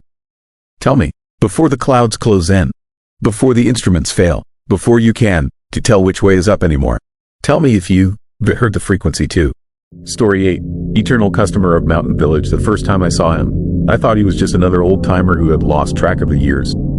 You see plenty of those in Alaska. Men who came up during the pipeline days and never left, still wearing the same flannel shirts from 40 years ago, still driving trucks that should have died before I was born. But when his money turned to ice in my hand, I knew something was very wrong. I bought the Mountain Village trading post in September. It was a desperate move. My marriage had ended badly. My construction business in Phoenix went under when the housing market tanked. I needed to disappear somewhere nobody would ask questions, and Mountain Village delivered. Population 112. No roads connecting to anywhere else. You fly in or you take a boat up the Yukon River when it is not frozen solid. The kind of place where the grocery store and the bar and the post office are all the same building. The trading post came cheap. Too cheap. The previous owner, a man named Dutch Kowalski, had run the place for 30 years before he hung himself in the back storage room. His daughter just wanted it gone. She gave me the keys, the inventory logs, and a handwritten note that said, "Do not open on full moons." I thought it was a joke, some kind of Alaska humor I did not understand yet. I threw the note away. The first month was quiet. Locals came in for cigarettes, canned goods, ammunition, propane. They paid in cash mostly, or they ran tabs I tracked in a ledger that dated back to 1963. The store smelled like old wood and kerosene and the particular mustiness that comes from decades of wet boots and heavy coats. At night, the building creaked and settled, and the darkness outside the windows was absolute.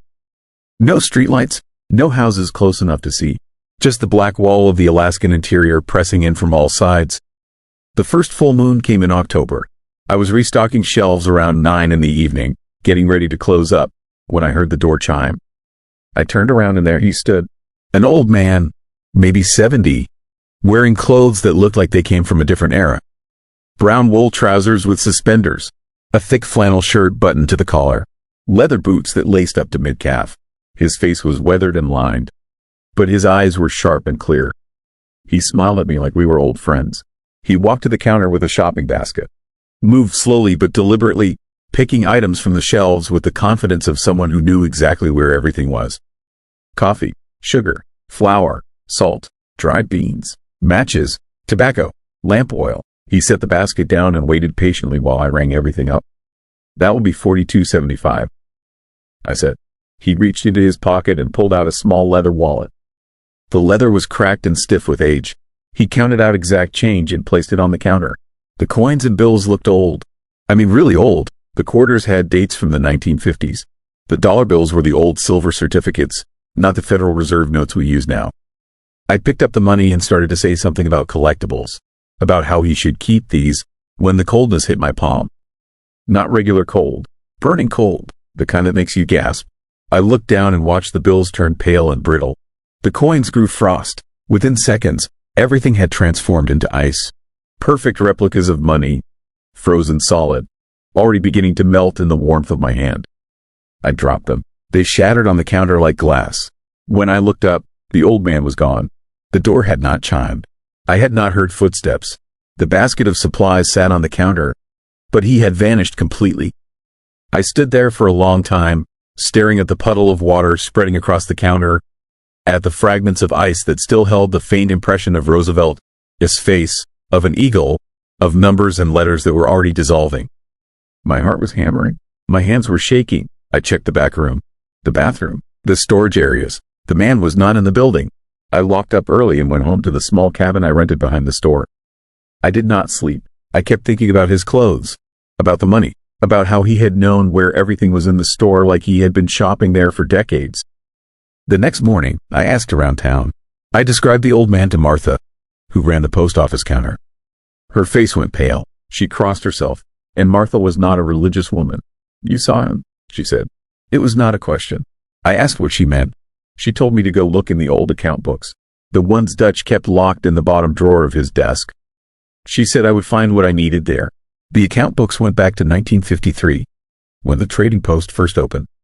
Handwritten entries, names, purchases, payments. I flipped through decades of records, watching the prices change, the handwriting shift as different owners took over.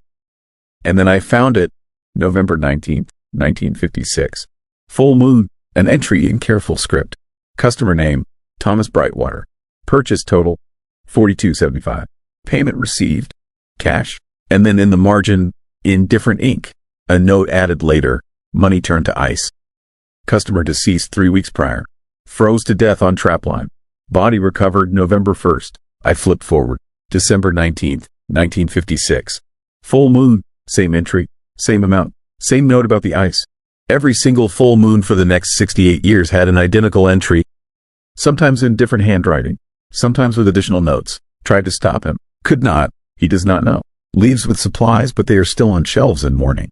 The last entry was from September, 2 months before Dutch killed himself. It just said, "I cannot do this anymore." I called the daughter, asked her if her father had ever mentioned Thomas Brightwater. She was quiet for a long time. Then she told me her father had started talking to himself in the last year, having conversations with someone who was not there. He told her once that he was tired of watching the same man die over and over, night after night, unable to warn him, unable to change anything. That was when I understood. Thomas Brightwater did not know he was dead. He was trapped in some kind of loop, repeating the last supply run he had made before heading out to his trap line, where the cold and the darkness had taken him. And every full moon, he came back to the trading post, played out the same transaction, and disappeared into whatever frozen hell he was caught in. I thought about closing on full moons, but something stopped me. Maybe curiosity, maybe some twisted sense of responsibility. Dutch had kept the store open for him for decades. Who was I to break that pattern? November came. The full moon rose fat and yellow over the mountains. I stayed open late, waiting. He arrived at 9:15. Same clothes, same basket, same items, same total. This time I was ready. I had researched. I had talked to the few elders in town who still remembered the old stories. They told me that spirits like this, trapped spirits, sometimes they just need someone to acknowledge them, to see them, to say their name. When Thomas Brightwater placed his frozen money on the counter, I looked him in the eyes. "Thomas," I said, "your name is Thomas Brightwater." He stopped. For the first time, he really looked at me. His expression changed. Confusion flickered across his face. "You froze to death in November of 1956, I continued. "On your trapline, 30 miles north of here. You've been gone for 68 years. His mouth opened. No sound came out. He looked down at his hands, at the supplies on the counter, at the money that was already turning to ice. When he looked back up at me, his eyes were different. Aware, terrified. "I am cold," he said. His voice sounded like wind through bare branches. "I am so cold." Then he was screaming, a sound of pure anguish that seemed to come from everywhere at once. The lights in the store flickered. The temperature plummeted. Ice began forming on the windows, spreading in geometric patterns that hurt to look at. The supplies on the counter frosted over. My breath came out in clouds. Thomas Brightwater stood in front of me, and for just a moment I saw him as he really was. Not the healthy man in his 70s, but a frozen corpse. Blue skin, ice crystals in his beard, eyes frozen open, fingers black with frostbite. The image burned itself into my brain before he vanished, winking out of existence like a candle flame. The store went quiet. The temperature rose. The ice on the windows began to melt. I thought it was over. I thought acknowledging him, naming him, had somehow released him. I was wrong. He came back the next full moon. But he was different, agitated. He did not shop. He stood at the counter and stared at me with those aware, terrified eyes. He tried to speak but could not form words. Just rasping sounds. The cold that radiated from him was worse than before. Painful. The kind that burns. And here's the thing that made it truly horrible. He started appearing between full moons. Just glimpses at first. I would see him in the corner of my eye, standing in an aisle. Then he would be gone. I would wake up in my cabin and see him through the window, watching. Always watching. The trapped thing that I had made aware of its own entrapment. The locals stopped coming to the store. Word had spread. They knew something was wrong. They could feel it. The building itself seemed different now. Colder. The shadows were darker. Sounds echoed strangely. I would hear footsteps on the wooden floor when I was alone. I would find frozen handprints on surfaces I had just cleaned. Martha told me I had made a terrible mistake, that some spirits are trapped for a reason. That awareness without release is worse than ignorance. She said Dutch had learned that the hard way, that he had tried the same thing I did, years ago, and it had driven him slowly insane as Thomas Brightwater became more and more present, more and more desperate, unable to move on but no longer able to rest in his loop. I tried everything. I brought in a priest from Bethel. He refused to enter the building after standing in the doorway for less than a minute. I contacted the tribal elders. They came, looked, and told me the spirit was too far gone. Too corrupted by awareness and cold and time. They said I would have to learn to live with what I had done. But I could not live with it. Thomas Brightwater was there constantly now. Not just visible, physical. I would feel him brush past me in narrow aisles. His frozen breath on the back of my neck. His fingers, ice cold, touching my shoulder. And the worst part was his expression. Pleading, desperate, trying to communicate something he could not say. Last week, I finally understood what he wanted. I was closing up just after dark when I found the supplies. The exact items he always purchased. They were arranged on the counter in a neat row. Coffee, sugar, flour, salt, dried beans, matches, tobacco, lamp oil, and next to them, a map. Old, hand-drawn, showing the trapline route north of Mountain Village. He wanted me to complete his journey, to take the supplies to where he had died, to finish what he had started 68 years ago. I am leaving tomorrow. I have the supplies packed. I have the map. I have a snow machine and enough fuel to get there and back.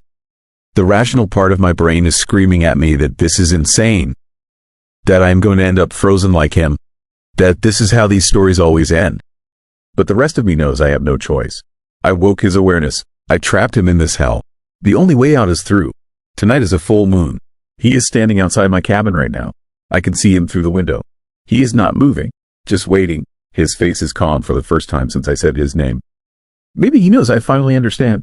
Maybe he knows that tomorrow, one way or another, this ends. So here's what I need you to tell me. If you made a mistake like mine, if you woke something that should have stayed sleeping, would you try to fix it? Would you go out into the frozen wilderness following a ghost, this map, knowing you might not come back?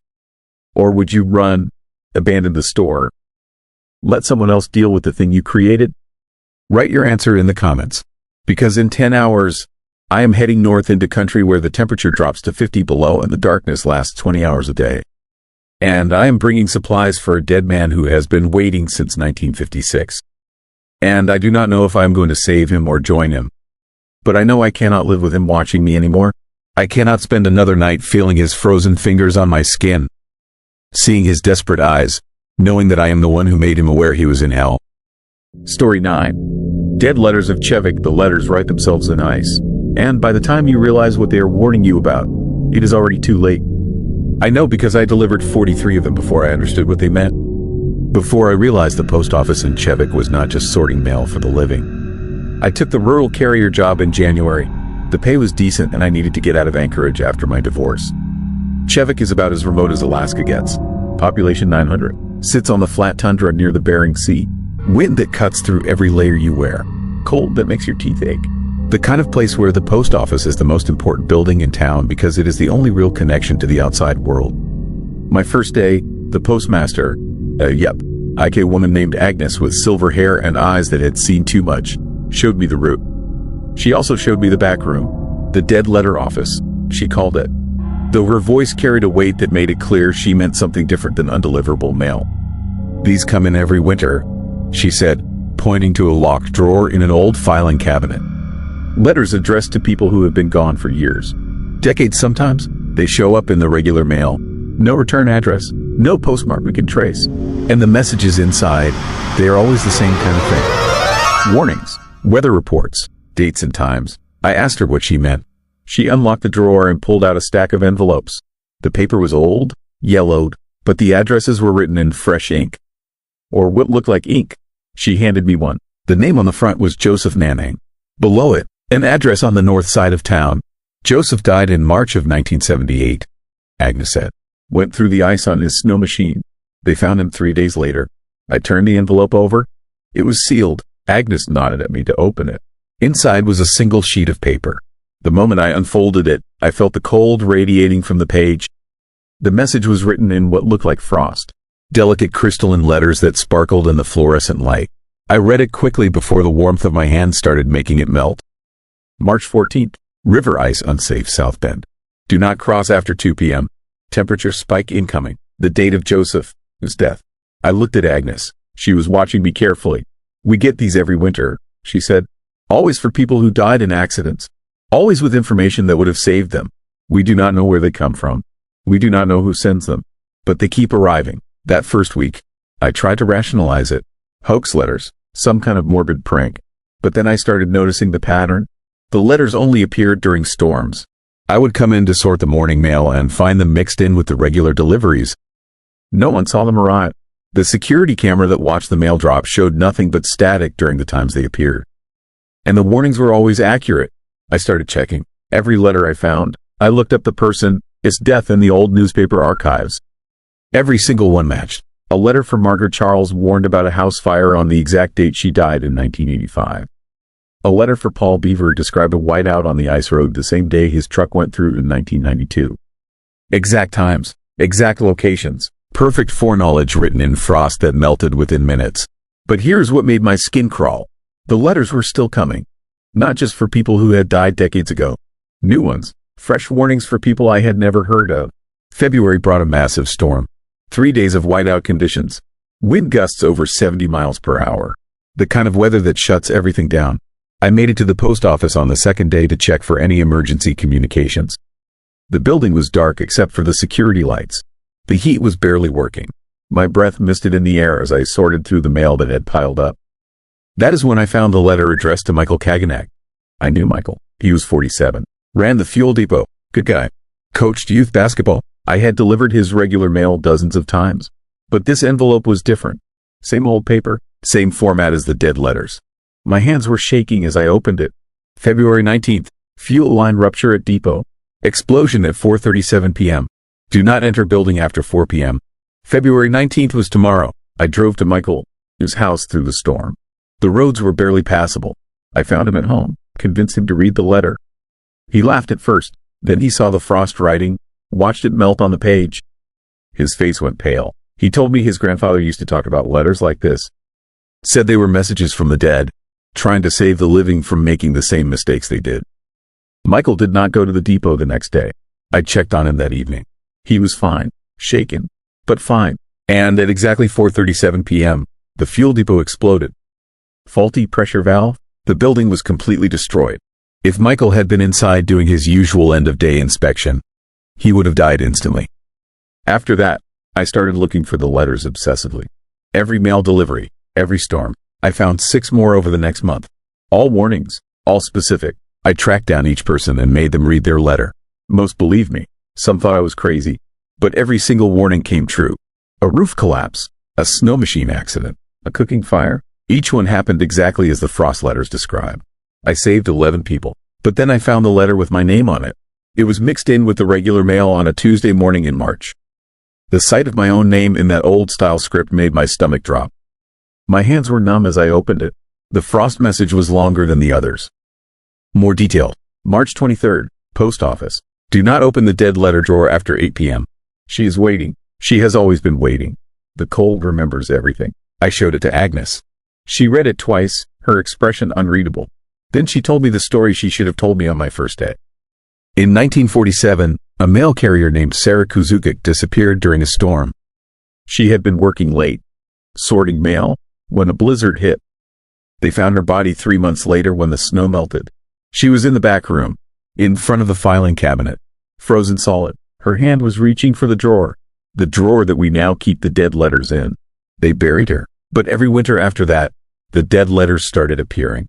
Always during storms, always with warnings, always accurate. And every postmaster since then has kept them in that drawer, locked, because opening it after dark in the winter means opening a door to wherever Sarah went. A place where the cold is alive and the dead can see what is coming for the living.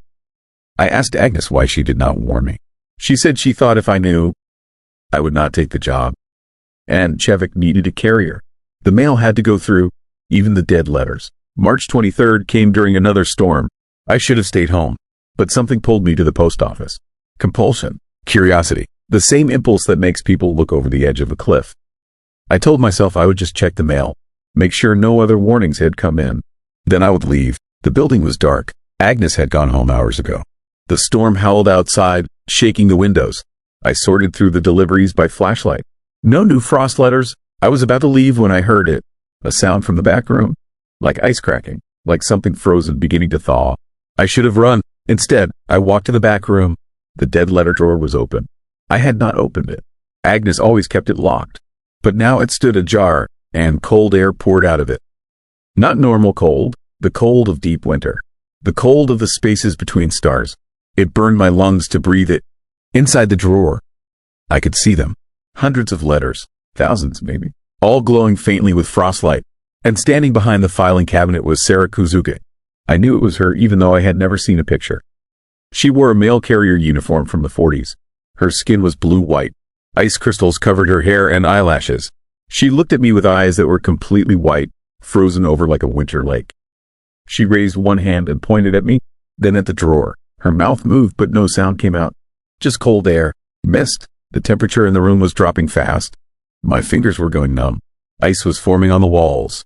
I understood then. She was not trying to hurt me. She was showing me all those letters, all those warnings. She had been writing them. For 77 years, she had been trapped in that frozen moment, reaching for the drawer, trying to sort the mail, trying to warn people.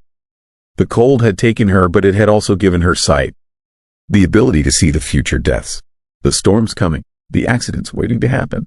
And she had been sending the warnings back, hoping someone would listen, hoping someone would save the people she could not. I grabbed as many letters as I could from the drawer. My hands were burning with cold, but I did not care. I could see names I recognized, people in town, dates in the next few weeks. I stuffed them into my bag and ran. Behind me, I heard Sarah's voice. Just once, a whisper made of wind and ice. Thank you. I delivered every letter I took, knocked on doors in the middle of the night, made people read the warnings, saved 14 more lives over the next month. But here's the thing that keeps me awake. There are still thousands of letters in that drawer. Warnings I could not carry. Deaths I could not prevent. And Sarah is still there, still frozen, still writing new warnings as she sees new storms coming. The post office in Chevik is closed now. They locked the building, said it was budget cuts. But I know the truth. Too many people had seen the letters. Too many questions. The government does not like things it cannot explain. But the dead letters keep coming. I know because people in town still find them. Slipped under doors, left on windshields. Sarah found another way to deliver her warnings. I moved back to Anchorage last week, but I keep checking my mailbox, waiting, because I have realized something terrible. If Sarah could see the storms coming for everyone else, she must have seen the one coming for herself. She must have tried to warn herself, and it did not matter. The cold took her anyway. So here's my question for you. If you received a letter warning you about your death, telling you the exact date and time and how to avoid it, would you believe it? Would you change your plans? Or would you convince yourself it was impossible, that fate cannot be changed, that some things are meant to happen no matter what? Write your answer in the comments, because I think Sarah knew. I think she tried to save herself and failed. And I think that is why she is still trying to save everyone else. Still writing warnings in ice. Still hoping that someone, somewhere, will listen before the storm comes. Thank you for visiting to Midnight Whisper Stories. I am the creator of this channel, where every dark story is designed to help you escape the noise of the day and immerse yourself in a world that spark your imagination. I write every script, design every image, hear voice actors to bring my stories to life, and edit everything myself. So sit back, relax, and let the whispers of the night guide you.